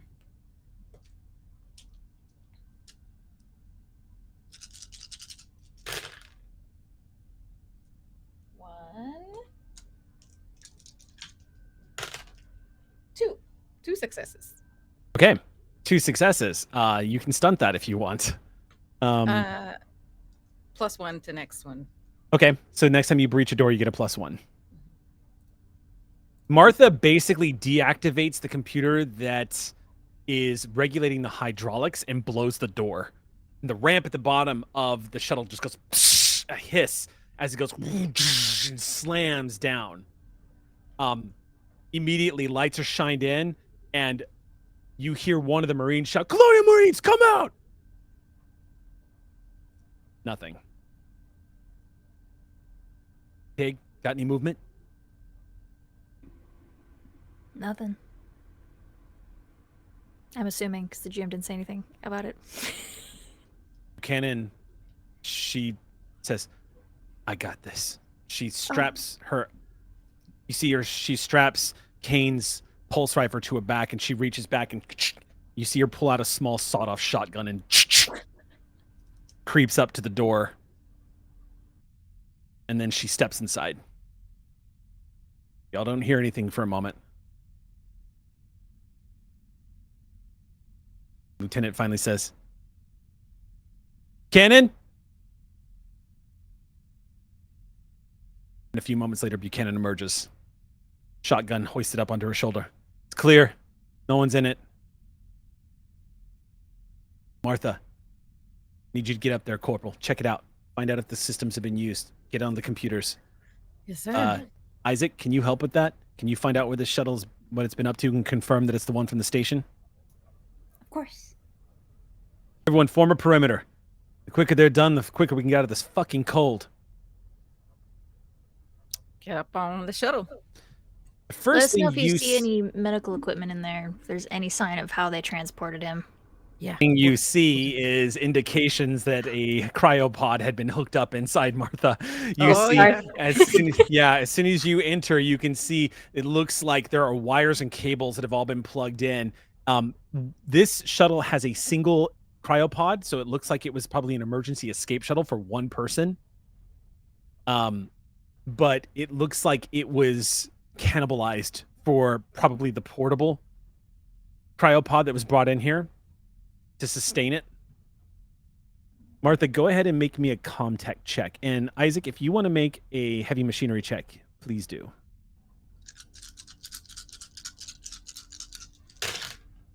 1. And success. 3 from Well, Isaac. Oh, yeah.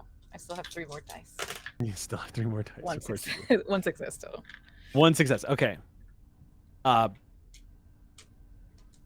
Martha, you have to you assume immediately as you see the equipment, Maitland probably didn't want to remove the suspended animation and transfer him to the other hab pod. It wouldn't have made sense. Plus, that one is what looks like completely built into the hull of the shuttle, so it would have been working against him.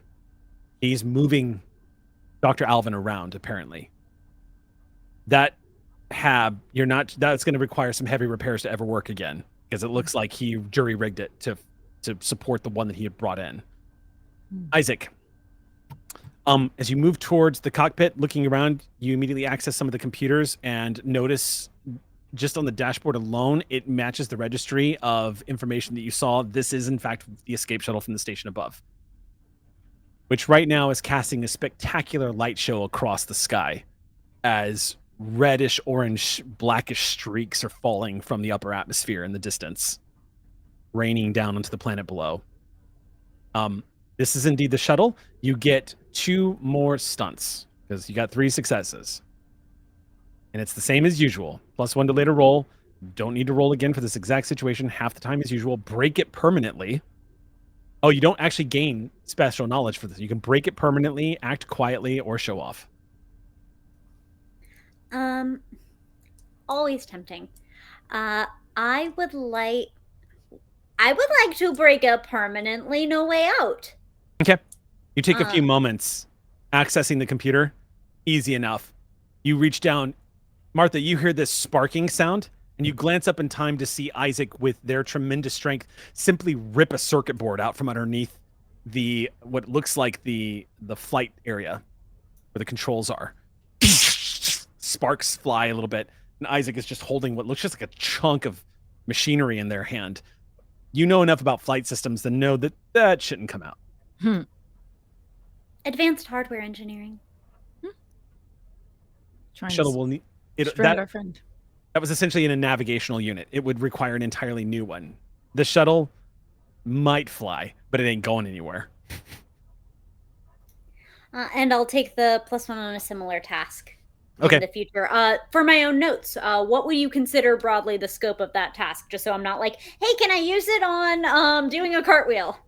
I would say anytime you access, if the worst should come to pass and a bunch of Xenos storm the place and kill your pilot, you will have a +1 to accessing the pilot controls on the dropship.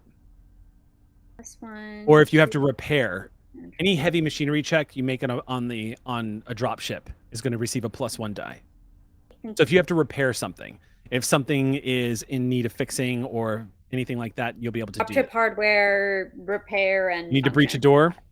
Yeah, that kind of thing. Perfect. Thank you. Yeah. Okay. It takes about 5 minutes, but you guys clear out the shuttle. Maitland is definitely here, and so is the doctor. Arrived on the shuttle with him still in stasis, apparently, from what you can tell, Martha. And when he was removed from the shuttle, he was still in stasis. But this was some time ago. You don't know how long Maitland has been here. Hard to say. You all emerge from the shuttle, giving the lieutenant the information. She just nods and goes, fuck, all right, we gotta move fast. Fast and quiet. Everybody, in we go. Should have brought a fucking coat. She starts striding towards the entrance. It is incredibly easy to get inside.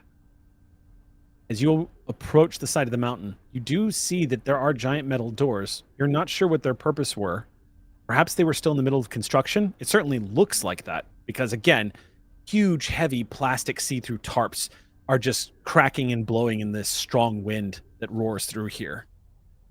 You blink through some of the snowflakes as you begin to pull up this plastic and step inside, where the cold is a little less painful now that you don't have to worry so much about wind chill. And inside, you see a well-lit cavern that is not natural. Your first instinct upon sight of it is that it looks like it might have been built by Weyland-Yutani, but it doesn't take an observation check to start suddenly feeling like you are in a place that is quite ancient, as the pillars here that stretch up to the vaulted 67-foot ceilings that look irregular seem to have been carved with strange patternings all over them. Eerie shapes that look unusual, irregular, sometimes geometric, but altogether intentional. And then there is the large stone head in the center of the room. Giant head that apparently stands close to what you have to imagine being maybe peaking at about 70 feet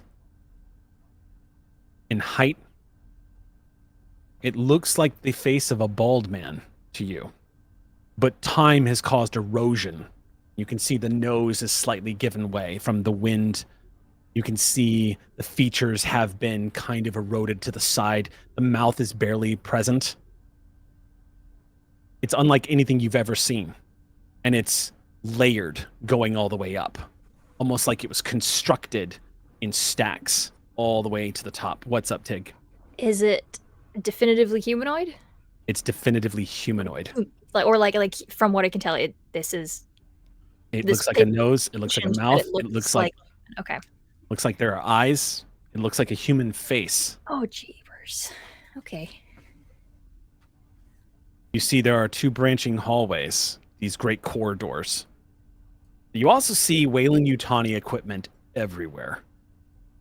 Computers, portable computers that have been left on. Some of them are on what looked like portable wheelie style kind of desks that have equipment on the inside. Numerous canisters, probably for safety, perhaps oxygen. You see all kinds of research materials. You even see the occasional like notepad flipping papers back and forth as it's getting caught in the breeze. It is a ghost town underneath the watchful eye of this great being in front of all of you. And finally, breaking the silence from the howling wind that catches in here, makes this cave sound like it breathes. You hear the lieutenant finally say, "What the fuck?"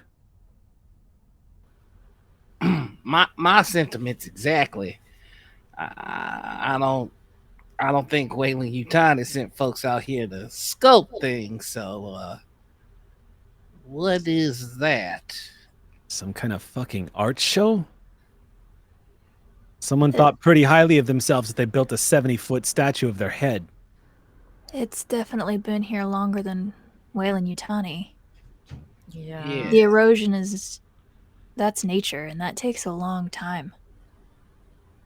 Where the fuck are we? Lieutenant looks around. Indeed, this place looks absolutely like you've stepped into another world. Even the material of which the stone is made out of as you look around seems to have changed from the mountain you saw on the outside.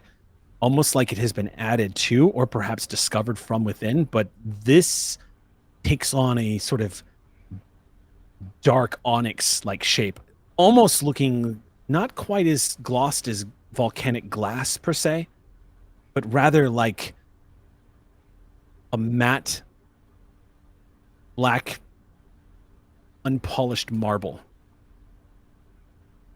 sculpted into the vague inclinations of what you can see to be depicting some kind of images. Anybody who leans closer and looks doesn't need to make an observation check to see that it's almost, you didn't know any better, you'd see something similar to hieroglyphics written all over the walls, images and pictures that are depicting things that are hard to make out.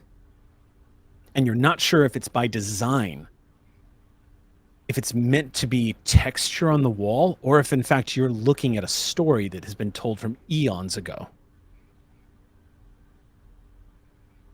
The one thing that really stands out to you, Isaac, and it could just be the fact that your imagination is starting to work with you, there is something eerily familiar in that the texture, the color, and the manifestation of the artwork, the walls, the pillars, vaguely resemble to you the exoskeletal flesh of the creature you saw on the Rasmussen.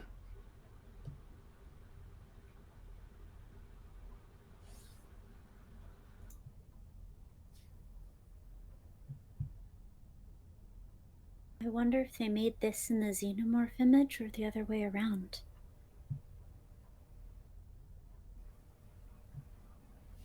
Oh shit.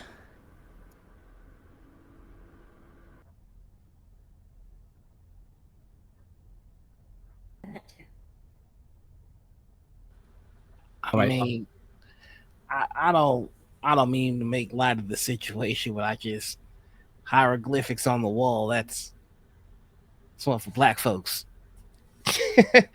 I'm sorry, I was just trying to. I don't know, moved here. All right, what the hell is going on? The lieutenant steps forward and says, "Hey, you're not the only one that painted pictures on the sides of walls." You know, you're not wrong. You're not wrong.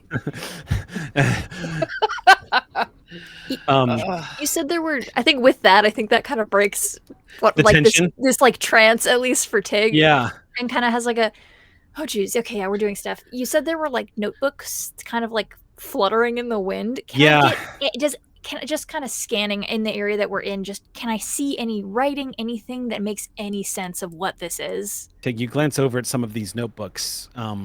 There's not many to use paper these days, particularly in Wayland Yutani research facilities. Yeah. Wayland Yutani doesn't skimp when it comes to their priority projects. Only truckers and nonprofit people like yourself who work as subordinates and subsidiaries of Wayland Yutani use paper. Tig immediately remembers a book with notes in the margins and thinks that perhaps that they might be using paper for the same reason. They want to keep whatever they've got going on here only.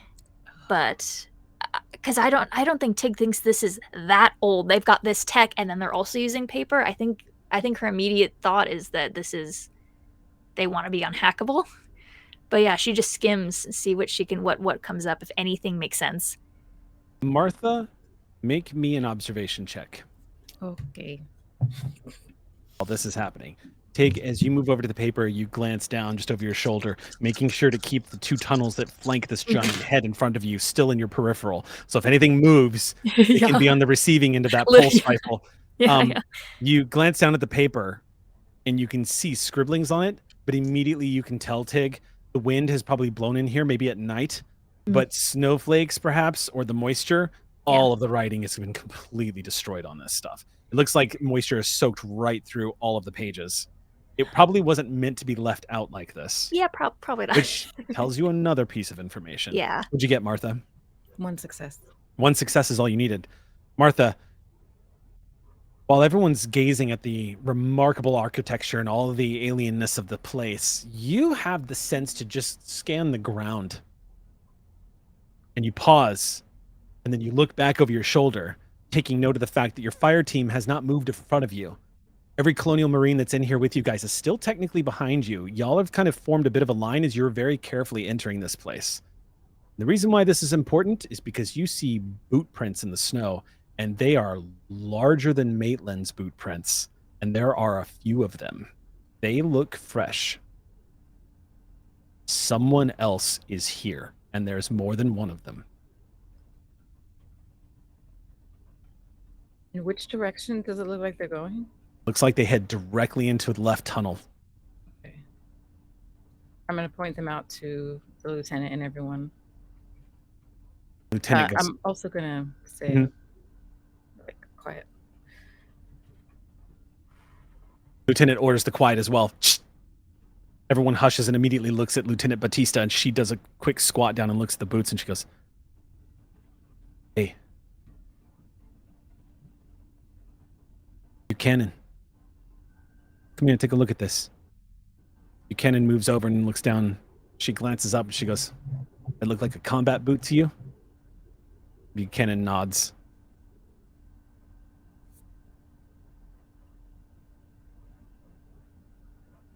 Right. We're not alone here.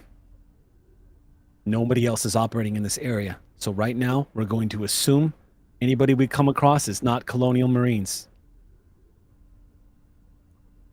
Here in the back, Macron pipe up and say, "Ma'am, is it possible we got proggies?" She goes, "No way of knowing. But if there are proggies here, you do not fire unless fired upon. Do you understand? We don't need an incident. We are now, Frontier War is over. That goes for everyone." She looks directly at Tig, and then she looks directly at Private Korea. And she says, "You see proggies, you don't shoot unless you're fired upon. If UPP that is was my here, training anyways. I don't...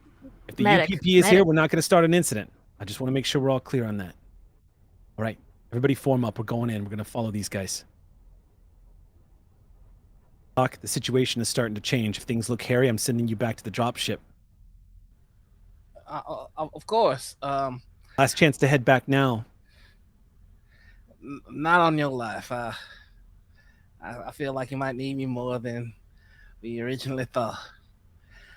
I might feel a little more comfortable if somebody might spare a weapon. Not that I know how to use it, just... That's worse. That's actually worse. Giving you a gun that you don't know how to fire. I do hope you understand how that sounds worse. It's like a placebo. It would make me feel better. Okay, all right. Well, then in that case, Tig will genuinely unload her pistol and give it to Doc. Thank You you. just hand over the pistol. Like, oh yeah, if that's why, then for sure. But I'm not going to give you a loaded gun that you don't know how to use. I wouldn't fire a loaded gun. I just want to feel like I could point something. Yeah, still dangerous when it's loaded. Okay, here you go, but feel better with that. Thank you. The lieutenant gets on the comms and says, "Wynn, I'm going to need you to be off station." "Copy that, Lieutenant. Where do you want me to head?" "Stay close, but don't be visible if you don't have to be. Last thing we need is our ride out of here getting blown up by some UPP who don't want us to be here." "Copy that. Heading to station." You can hear in the distance the dropship powering up. I would like to, if you'd like me to make a roll for it, What's I up? will. But I would like to the ammunition I just unloaded from the pistol I gave to Doc. I would like to then slip into his pocket. Okay, so you put the clip of the you want? Oh, do you want to? You don't have to roll for that. Okay, yeah, I just want. You basically pickpocket like fast sleight of hands, kind of dropping the clip into his doctor's coat. Yeah. Okay, easy. Like It's I a don't doctor's want him. coat, easy. Yeah, I don't want him to swing it around like a loaded gun and get freaked out and like hurt. Like that's not. But like, if there is like an emergency, I do actually want him to. If something's running straight towards him, you don't want him to pull the trigger and nothing happens, because that could be a split-second decision. It's fine, Tig. You can totally do that. Yes. Yeah. Okay. Yeah, I want him to have it, but he doesn't. Yeah. Does he need to not know about this? Are you trying to do this so it's kind of not He will find it on his own time. I just don't. I will willingly fail for the at sake a of dramatic drama. moment? Yeah, you will find it. Just not. I'm not making a big deal of it right now. Okay. Also because I don't think I'm supposed to be giving a civilian my military grade weapon. Do I see this? If you want to. Yeah, sure. I would like to. I won't say anything. I just Okay. Yeah. Cool. Yeah. Cool. It kind of crosses your mind too, Martha, but you see Tig slips a clip to that Magnum rifle, or the Magnum pistol that Tig has got. Just slides one of the clips into the Doc's coat. And Doc's with that, full you on guys holding it like this. start moving down into the canyon. Lieutenant Batista gets on the horn with Captain Levine. Reports back that there may be possible UPP activity on the ground, but nothing is confirmed. Captain Levine reports back. You can all hear the captain say, could also be a Weyland-Yutani strike team. If they are, consider them hostile. Understood, Captain? Either way, you find yourselves outnumbered, I want you to pull out. We're going to try to rescue Dr. Alvin Varela if we can. But if things get too hot and my Marine's in danger, I'm pulling you all out, and I'm going to glass that entire mountainside. Roger that, sir. All right, everybody. Let's go. Move out. Batista and everybody forms up. And like the well-oiled machine, a bunch of fucking badasses that the United Colonial Marines are, you guys start stalking your way down that corridor ready for anything to jump out at you. Y'all notice that Private Buchanan, in particular, looks hungry and mad. That much is clear. But she has kept her cool. Now, as you all move down the corridors, I'm going to ask for mobility rolls from everybody. Now, this doesn't necessarily mean that you guys are borked if you fail this roll and you're giving away your position. But it is going to give me a clear idea of how the stalking goes as you guys move down the corridor, as well as the directions you choose and what you encounter. So, go ahead and make it. Did that roll go well for you, Sam? Am I so transparent after just 6 short years of working with me? Yeah. Yeah, no, that 4 5s, not a 6. Understood. Okay. Doc, that's 3 successes in the yeah. Well, Okay. I don't want to jinx myself, but I have rolled successes every time in this game for this first time and only time. Well, now you've said it. So. I also Yeah. don't want you to jinx We know yourself. I don't believe in jinxes, so I love this for you. Okay, good. I got just- 3 successes. All right. 3 successes. Fantastic. I rolled 2 and a 1 on a panic die, but I only have 2 panic dice right now, so I would auto succeed a panic roll. Okay. But did I add 1?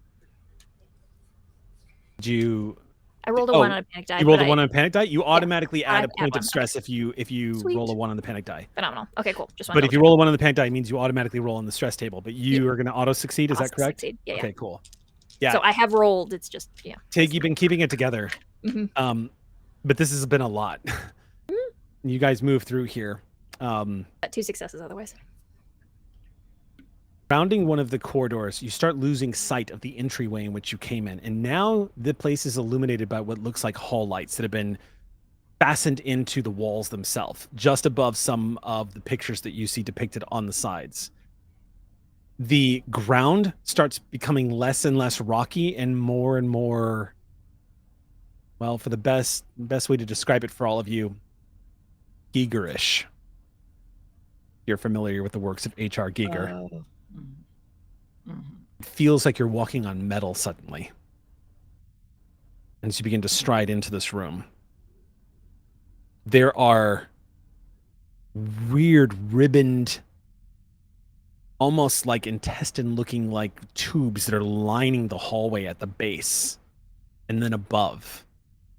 The hallway itself looks perfectly symmetrical, artistically done, as it looks absolutely smoothed and carried out in a way that each one of you has to acknowledge. Whoever built this place, this is almost like a temple. It has to be, the way it has been ritually carved. That's not what really attracts your attention. What really attracts your attention are the flood of bullet shells that you see laying in the snow is collected as you guys have moved through here. There's probably about 60 to 70 shells that have scattered across the ground down here. Lieutenant nods and says, I see it. Is there any sign of splatterings of the acid blood at all. No signs of Any the of splattering this. of acid blood. Okay.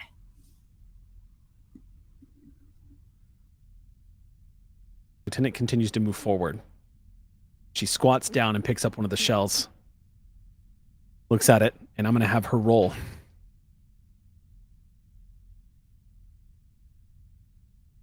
All right. Lieutenant knows her shit. All right. She holds up the shell to get a read on it.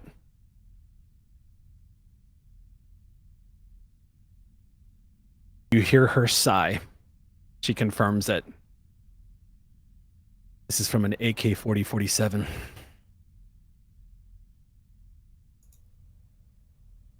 What does that mean? Standard issue UPP combat rifle. We carry the RMAT for the pulse rifles. She kind of shakes it in her hand. UPP are here.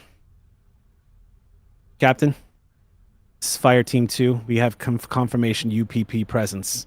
Just found some bullet shells on the ground. Came from an AK-40. A few moments later, you hear, copy that, Fire Team. Keep aware. May not still be UPP. Could be the presence of Operation Dark Star.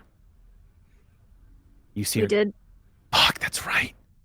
Yeah, I would say Tig was about to, like, when she got off the call, be like, yeah, I did get myself one of those from a downed Dark Star vessel at one point, so that definitely is not off the table yet. Fuck. Dark Star's here. They might know about Maitland. I'd assume if Dark Star's here, that's why they're here. They're here for Maitland, and they're here for the Xeno Queen.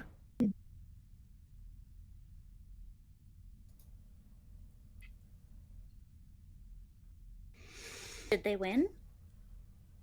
Don't see any blood. Just a lot of gunfire. I don't know what they were shooting at, but they shot a lot. Maybe we'll see what they hit up ahead. Maybe it got away. Could I try to see, because you said there's been a lot of, like, wind through, there's enough wind through here to, like, ruffle pages. In With this boot corridor, prints- not so much. Okay, but, like, with the boot prints we saw earlier, with the amount of wind that was blowing, does this seem like this was, like, eminently, these boots were, like, just ahead of us, or, like, they've had enough time to blow over a little bit? With the observation check that was made, all you can tell is that it was recent. Cool, okay, cool. Yeah. Growing up in the snow, being like, how can I can I read the snow? Yeah.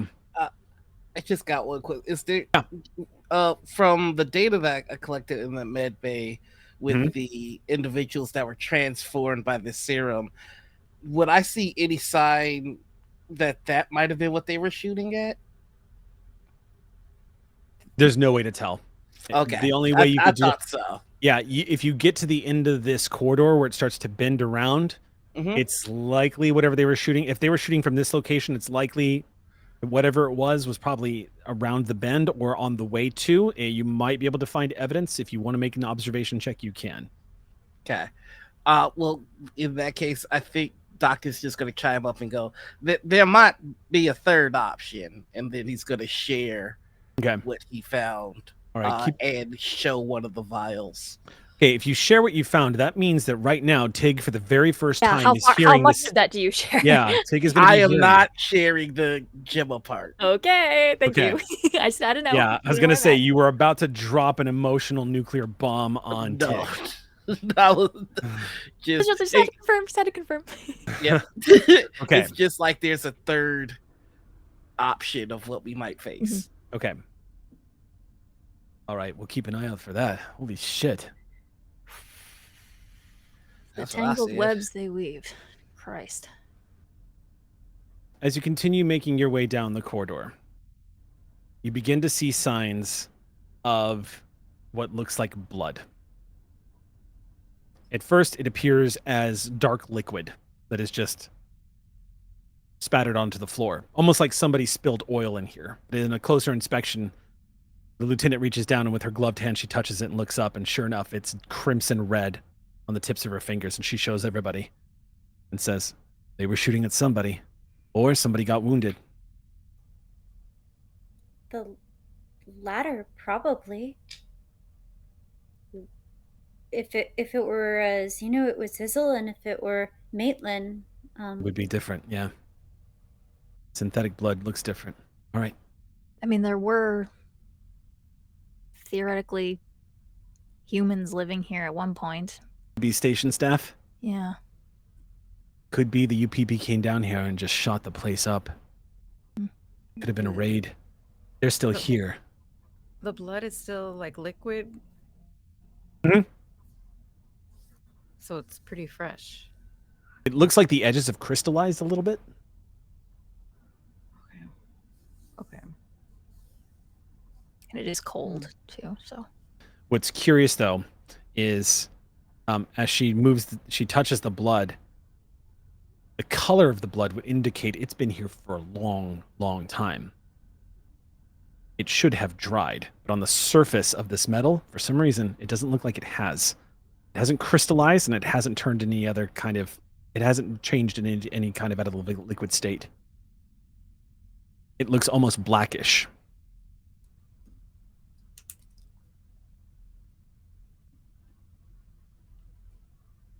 Thankfully, it's not the black fluid that you guys are dreading it might be. I can confirm that. All right. But she stands up from the squat and continues moving forward. The advancement down the corridor is a stressful one. You guys keep your ears open for any sounds as you're moving in and out of some of these walkways. The architecture just gets more and more bizarre until finally you enter what looks like a large room that is globular. Looks like it expands outwards about 100 feet, perfectly symmetrically carved. There are all sorts of depictions carved ritualistically into the walls above. You've never seen anything like it. Most of it is incomprehensible what you're looking at. You think you see the images of beings because you spot things that look like rib cages stretched over skin, but it's hard to make out what they're attached to because the other part just sort of erodes into the wall. And there's a part of you that cannot tell if that's by time or design. There's also a strange object in the center of this room. It looks like a arc, like a crescent-shaped panel of some kind. Clearly some kind of technological panel because Weyland-Yutani has all kinds of stuff hooked up to it. And there is blood spattered all over the side of one of these laptops. You see, it looks like a space here where there is a blood spatter. Every single one of you that has ever fired a gun knows what a gunshot spatter looks like. And it starts to map out what probably happened. But there is no corpse.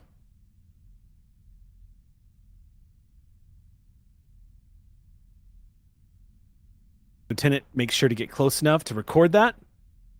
Takes a look around. Leans over to Macron and just kind of murmurs, "What the fuck is everyone? I feel like we're walking into a trap or something. I don't hear anything. Nothing on the motion sensor. No bodies. What the fuck is this place?"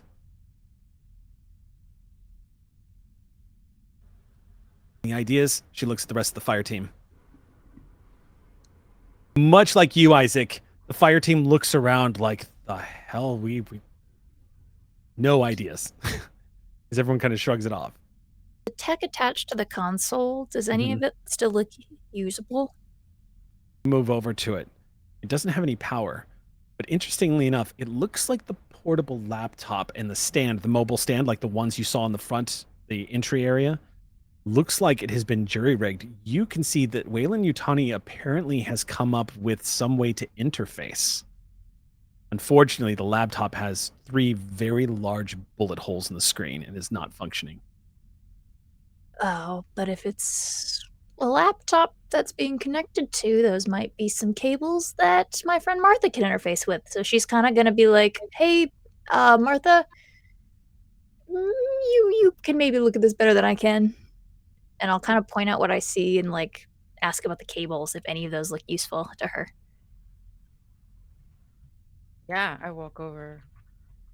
What do you make of that? Creating connections to tech that I don't recognize. Make a comtech check, Martha. Okay.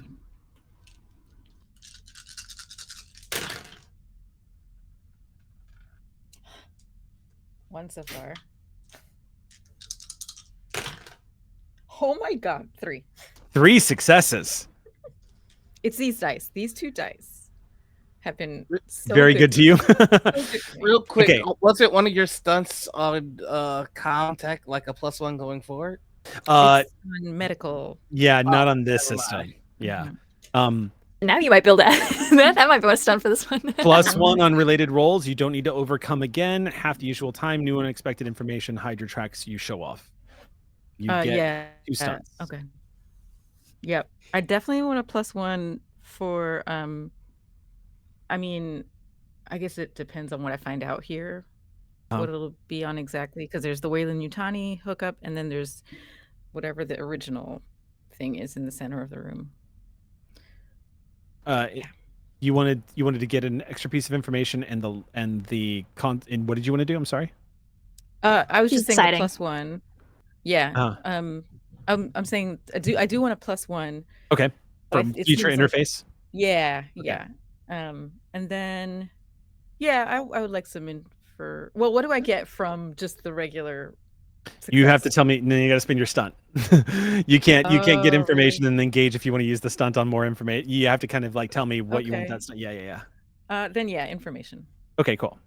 All right. So as you activate this, the first piece of information you get from the success roll is not only does your Seegson handheld hacking device interface, it takes it a few moments before it does, but what you start getting, Martha, is this interface is genius. The way it's starting to translate and run through the interface codes on this device of yours, you can see the complexity. And it's going to be very difficult to understand what this computer is and does. However, another piece of information that you're going to be given is that Weyland-Yutani would have had to have been down here for years to be able to manufacture an interface with an alien console like this. They probably spent years building this out, because as you're interfacing it with, there's just the computations alone as you're looking at it, the computer that you are connected to already just from the readouts is more advanced than anything you've ever seen in your life. Mother 9000 doesn't have a fraction of the computing power that you have the thing you're plugged into. And it's reading differently as it floods in code across. You're seeing ciphers that have sectillion numbers of coding all over it. It fill up the entire device. Weyland-Yutani probably has files on that laptop, ways of translating. If they've been down here for years, they probably have they've probably worked out sequences that'll help them understand what it is they've plugged into. But right now, the Seegson device, it's not going to tell you anything except for 2 things. This console is old beyond measure. You have no idea how ancient it is, but it's been down here for thousands and thousands of years at least. And Weyland-Yutani would have had to have spent at least 3 to 5 years trying to build an interface like this, which would place it back towards the beginning of the Frontier War and maybe the colony wars from before, possibly even the oil wars, things stretching back for the past 5 years to a decade. This has been an old operation. You definitely get a sense that you are getting close to answers. But this is a big fucking puzzle piece and a new piece of information. I would like to. So if that was just a scan with my device, Interface with it, yeah. Okay. I'd like to try to just go directly onto the Weyland-Yutani computer. That computer is dead. It is riddled full of bullet Oh. holes. Oh, okay. It's real dead. As you glance over at it, you can see the 2 holes in the screen itself and look at the blood spatter. Whoever was standing at this console was probably shot in the back. Okay. Yeah. Which, Martha, I'll give you that as your last piece of information. Whoever moved in here moved fast and quiet. Strike team.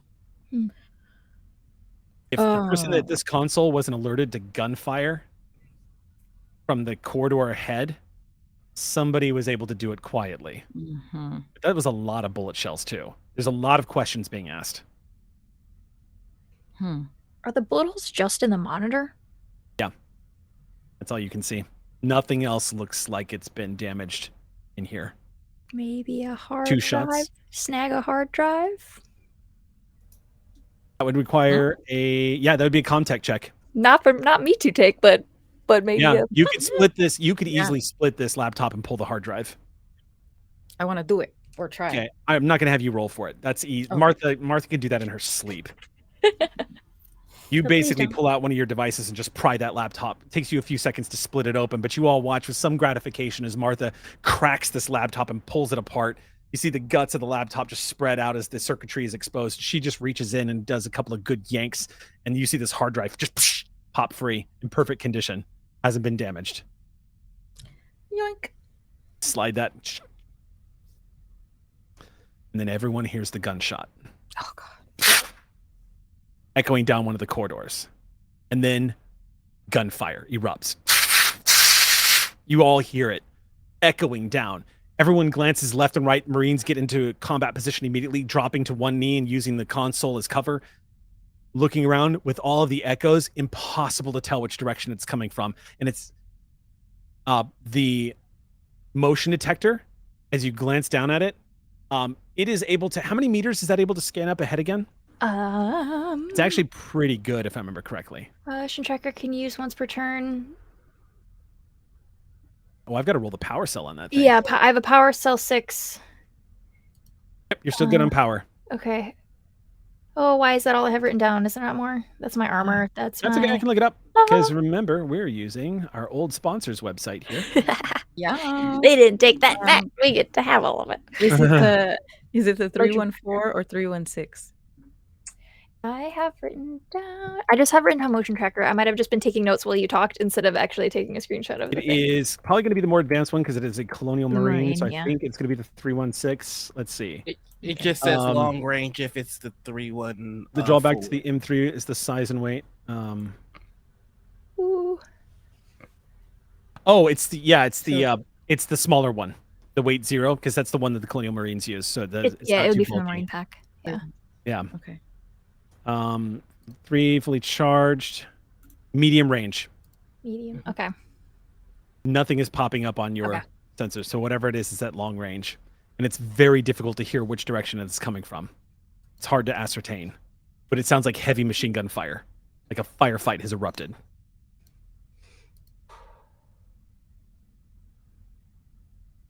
What's up, Sam? Isaac looks to the floor. When we saw a video of Maitland moving the cryopod unit, it was on wheels.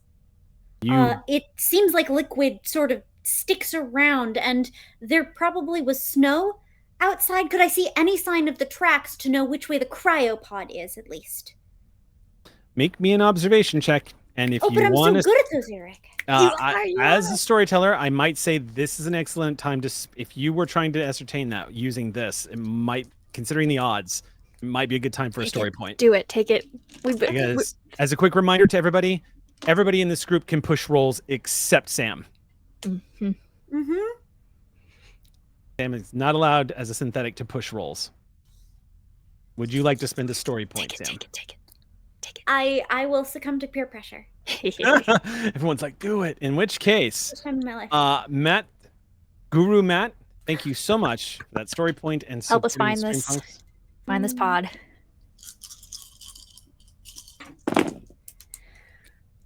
Yes. We had no 6s, and then my heart just like dumped into my feet, and then there were 3 5s. 3 5s. Isaac. Isaac. Also for the Tim Tams pack. Ooh. Yes, Isaac. Thank you, story point. Holy moly. Wouldn't have got it without you. Isaac, it's at the entryway to the farthest left corridor that branches out like a spider web from the many corridors that are connected to this globular room. As you move over, you catch something in the corner of your eye, and you immediately spot it straight up to it. and you squat down and see that at the entrance of this corridor, there are no tracks. There's no way to, not surprising, liquid here, interestingly enough, behaves differently when it comes into contact with this floor. Hoping to find some trace of snow, you find nothing except for it looks like the piping, perhaps attached to one of the cryopods that has been moved around quite a bit, come with those metal adjustable rings that allow you to tighten it and fasten it once you plug it back in, essentially. A very basic, simple piece of tool that allows you to fasten it to any compatible unit. Must have gotten caught on one of these interesting and weird sculpted angled corners because it was torn free, and you can see it sitting at the base of this hallway that leads down far to the left. And because you got multiple successes, as you squat down and pick it up, your sensitive ears are easy enough to pick up the gunfire is likely coming from this corridor, in the direction of this very corridor. I hold it up. I turn back to the group. This way. I'd like to go. Isaac, you've got something? Lieutenant. Tig immediately starts moving towards them. They're booking. Okay. Form up. Doc, you're in the back, okay? Absolutely. Doc is just honestly doing his best impersonation of their form because he can. Private Correa said, stick next to me, Doc. You'll be all right. Gotcha. Affirmative. With the empty gun. Yeah. I love Doc so much. So much. So good. So say we all. All right. You all begin to move down the corridor, and as you do, the Marines tense up as everyone hears the gunfire and screaming at this point. All sorts of noises that you had never heard before.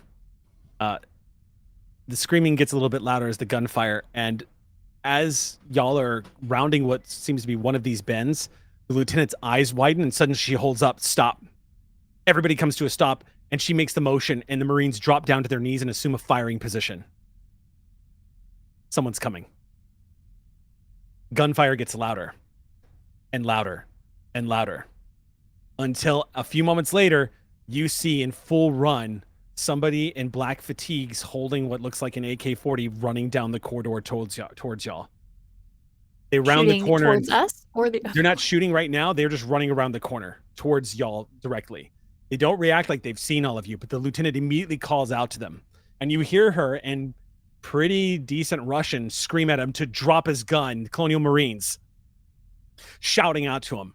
The guy ignores them and turns around and opens fire. Whips around, puts his back to all of you. As he whips around and opens fire, it's first you're not sure what he's shooting at until you all notice the walls are moving. Black marbled walls crawl. They reflect light, they ripple. It takes you a moment to understand what you're seeing, but it clicks for Isaac more than it clicks for anyone else, because Isaac saw one up close. You can't count how many there are, Isaac. You might guess more than 6. They're crawling along the walls, along the floor, and moving at speeds you didn't know they could move. The guy's gone full auto, and judging from his screaming, he has failed his panic check. It takes a beat later, but you see that it starts to dawn on the lieutenant what it is you were all looking at. At about the time it clicks, and Isaac, you have the instinct to turn and tell her what it is y'all are seeing. She screams, "Bugs! Bugs! Get everybody back! Retreat! Back up! Open fire!" And everybody at the same time, the entire fire unit opens up. I'd like to tackle Doc into a fireman's carry. Okay. Doc, you whip around. Isaac, make me a quick check. You're going to make, this is going to be Stamina? a stamina check. Love that. My highest roll. I'm buff.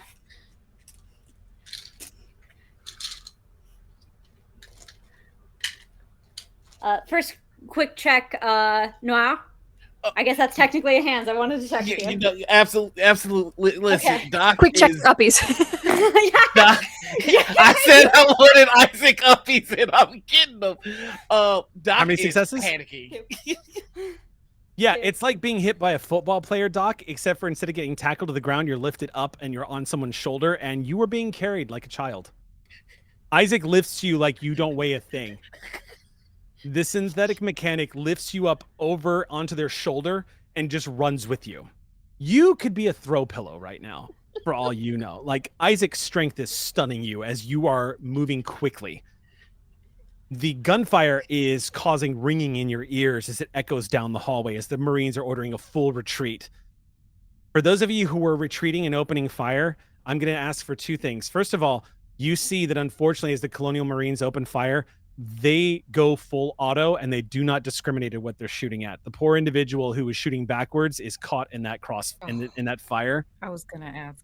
Yeah. Yeah. The Marines just open up as everyone is going to gain a point of stress. I think my first thing is I'm gonna look to see what Martha's doing, and if Martha is grabbing her weapon, I am grabbing your elbow and pulling you. We're not trying to fire right now. We are running. Fire and retreat is what you've been ordered to do. You've No, been ordered. no. You've been ordered I to am open grabbing fire. Martha. We are just retreating. Okay. So well, then, I want to be perfectly clear about this. The lieutenant ordered a cover retreat with fire and retreating backwards. Are you disobeying the lieutenant's order? I'm willing to. I'm here against my will. I'm trying to include Martha in that. It is Martha's decision if she's going to.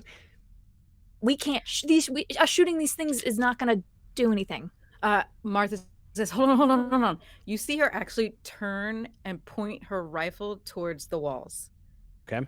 Actually, she's going to, just point up and just in this, whatever tunnel we're in, and launch a fucking grenade. If I see that, then I'll mirror. Okay. Okay. When you say you point up and launch a grenade, I'm Structure. guessing you I don't want mean to over close your... this structure. No. Yeah, I'm up and forward, like into the tunnel to try to just break some pieces off and start to, close this off. Okay. I know it's going to take several, if at all, if we can do it at all, but I'm going to start to. Martha, the pulse rifle immediately clicks into the smaller ammunition load. Also that you have retreating underneath though. We're still I'm assuming that everyone's staging a retreat. Yeah. Martha, go ahead and make me the roll. Okay. This is Ranged? Yep, this is going to be a ranged combat roll. Okay. 1, 2, 3. I'm kitted with Marine stuff, so I think right away she complains. She's like, Martha, no, and then she sees what you're doing and is like, shit, okay. As that's happening, Tig, Buchanan standing next to you screams at you, "Fire your weapon, Marine!" As she is backing up, she shouts at you. I have nothing to say to that. Not a Marine. I'm gonna match Martha. What does that mean? Wait, remind me, Grenade launcher. like you're gonna do this? Oh, you're gonna grenade as well? Yeah, I'm gonna follow Martha's. I'm gonna follow Martha. Okay.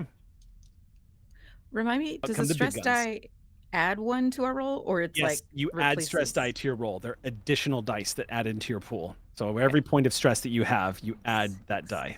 7. Which is why stress can be And no both stress. good and very Okay. bad.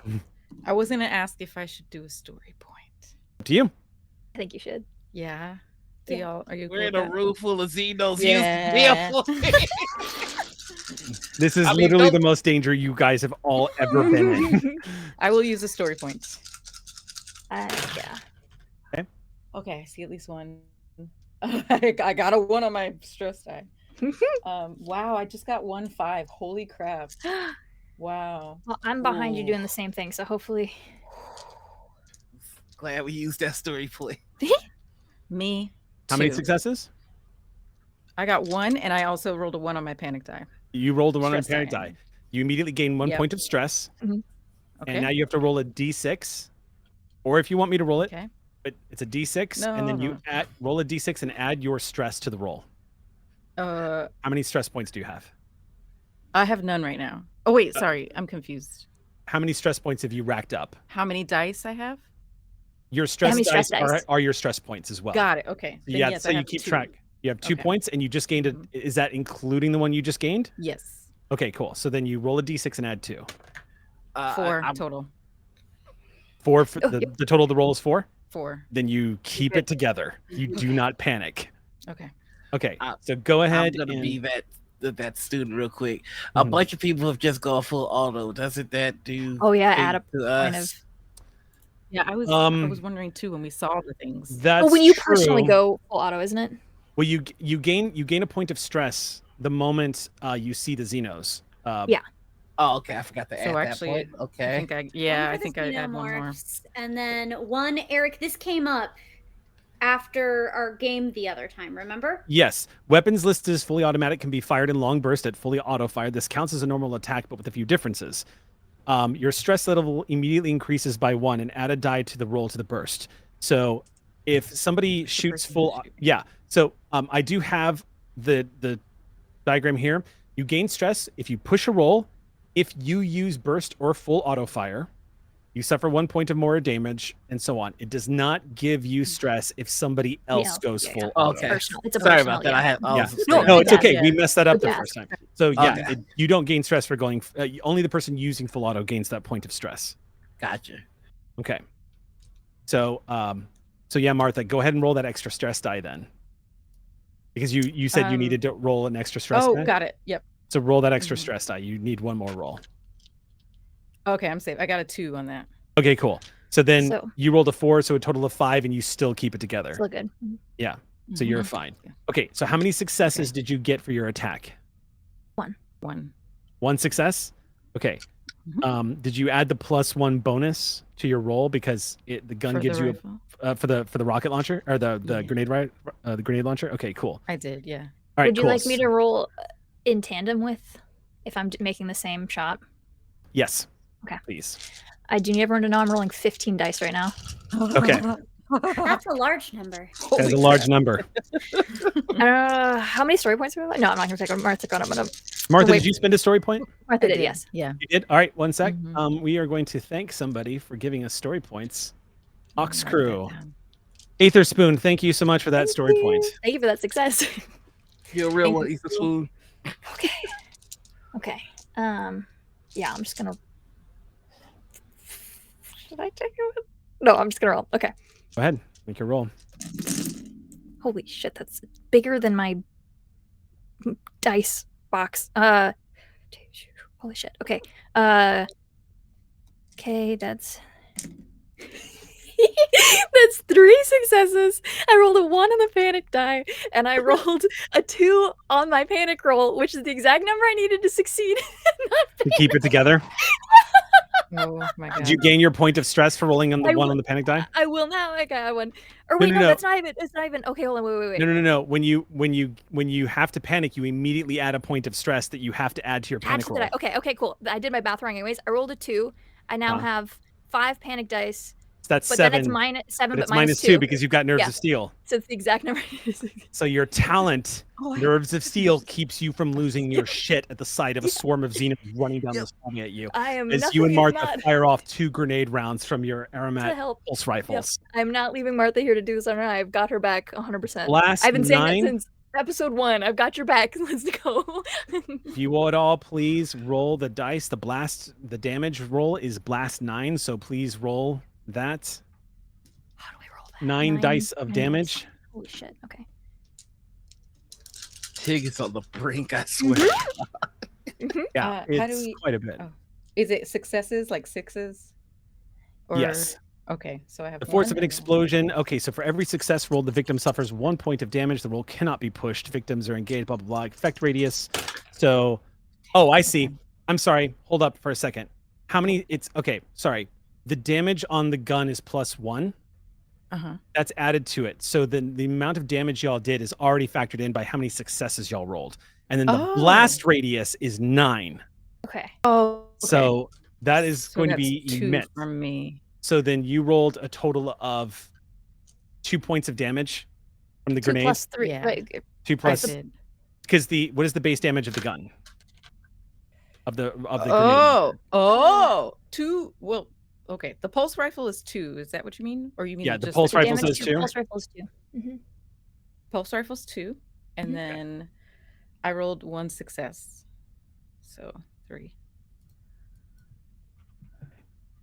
The U1 grenade launcher says damage blast 9.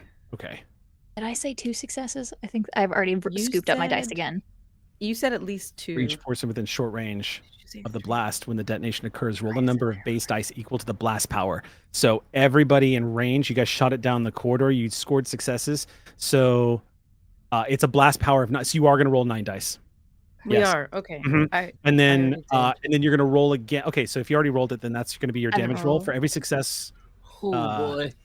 Okay, yeah. Shots. How many successes did you get on the 9 die roll? So, Martha, on the 9 die one? Yeah. I got 1. 1 success. Okay, and how many did you get, Tig, Mm-hmm. for 9 dice? 3. 3 successes total. Chat of also 4. said that I had 3 on my first success roll too, so 3 and then Okay, 3 cool. again. Oh, thank you. Okay. Thank So you, Chat. I'm gonna roll Yeah. damage. I'm gonna roll armor for the Thank you, Xenos, but keep in mind Xenos get their armor halved versus fire, which No, is we the just blast. wanted them to stay on the other side of a wall of We're debris. trying to get the walls Okay. to fall. If it crushes them, that's cool too. Here's what Well, happens. Yeah, that's true. Martha, you and Tig, you see what Martha is planning. As the gunfire is erupting around you, you see Martha load in a grenade shot. You can hear the doctor going, "Whoa!" as Isaac grabs him up and starts running backwards. The retreat coming. The Xenos are everywhere. You can't count how many there are. Martha just goes for the big gun. Your instinct to withdraw suddenly flips. The Marines are trying to produce covering fire to slow down the advance of the Xenos to give them time to retreat. And you realize at the last second, I need to open fire. You see Martha's not leaving until she does. And instead of you switch to grenades just like she does. The two of you almost simultaneously send these hot rounds that just look like giant glowing balls down the corridor. Martha, you expect this cannon shot essentially to collapse the top of the corridor. But instead, with a giant molten spark, it bounces right off the ceiling, ricocheting off the wall and detonates.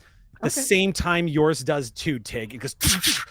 The wall seems impervious. Oh, damn. It is unaffected by the explosion of the grenade. However, as the 2 grenades detonate within relative closeness of the Xenos, you see an explosion of acidic blood as a roar of fire fills the corridor and starts rolling down towards all of you. Okay. The UPP guy is blown apart in front of you as you see the fire swell over him and is rushing down the hallway directly towards all of you. A column of flame.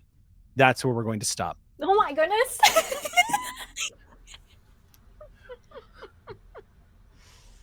Next week. Hey, they don't like fire. They don't like fire, right? I don't like fire. Next week is the finale.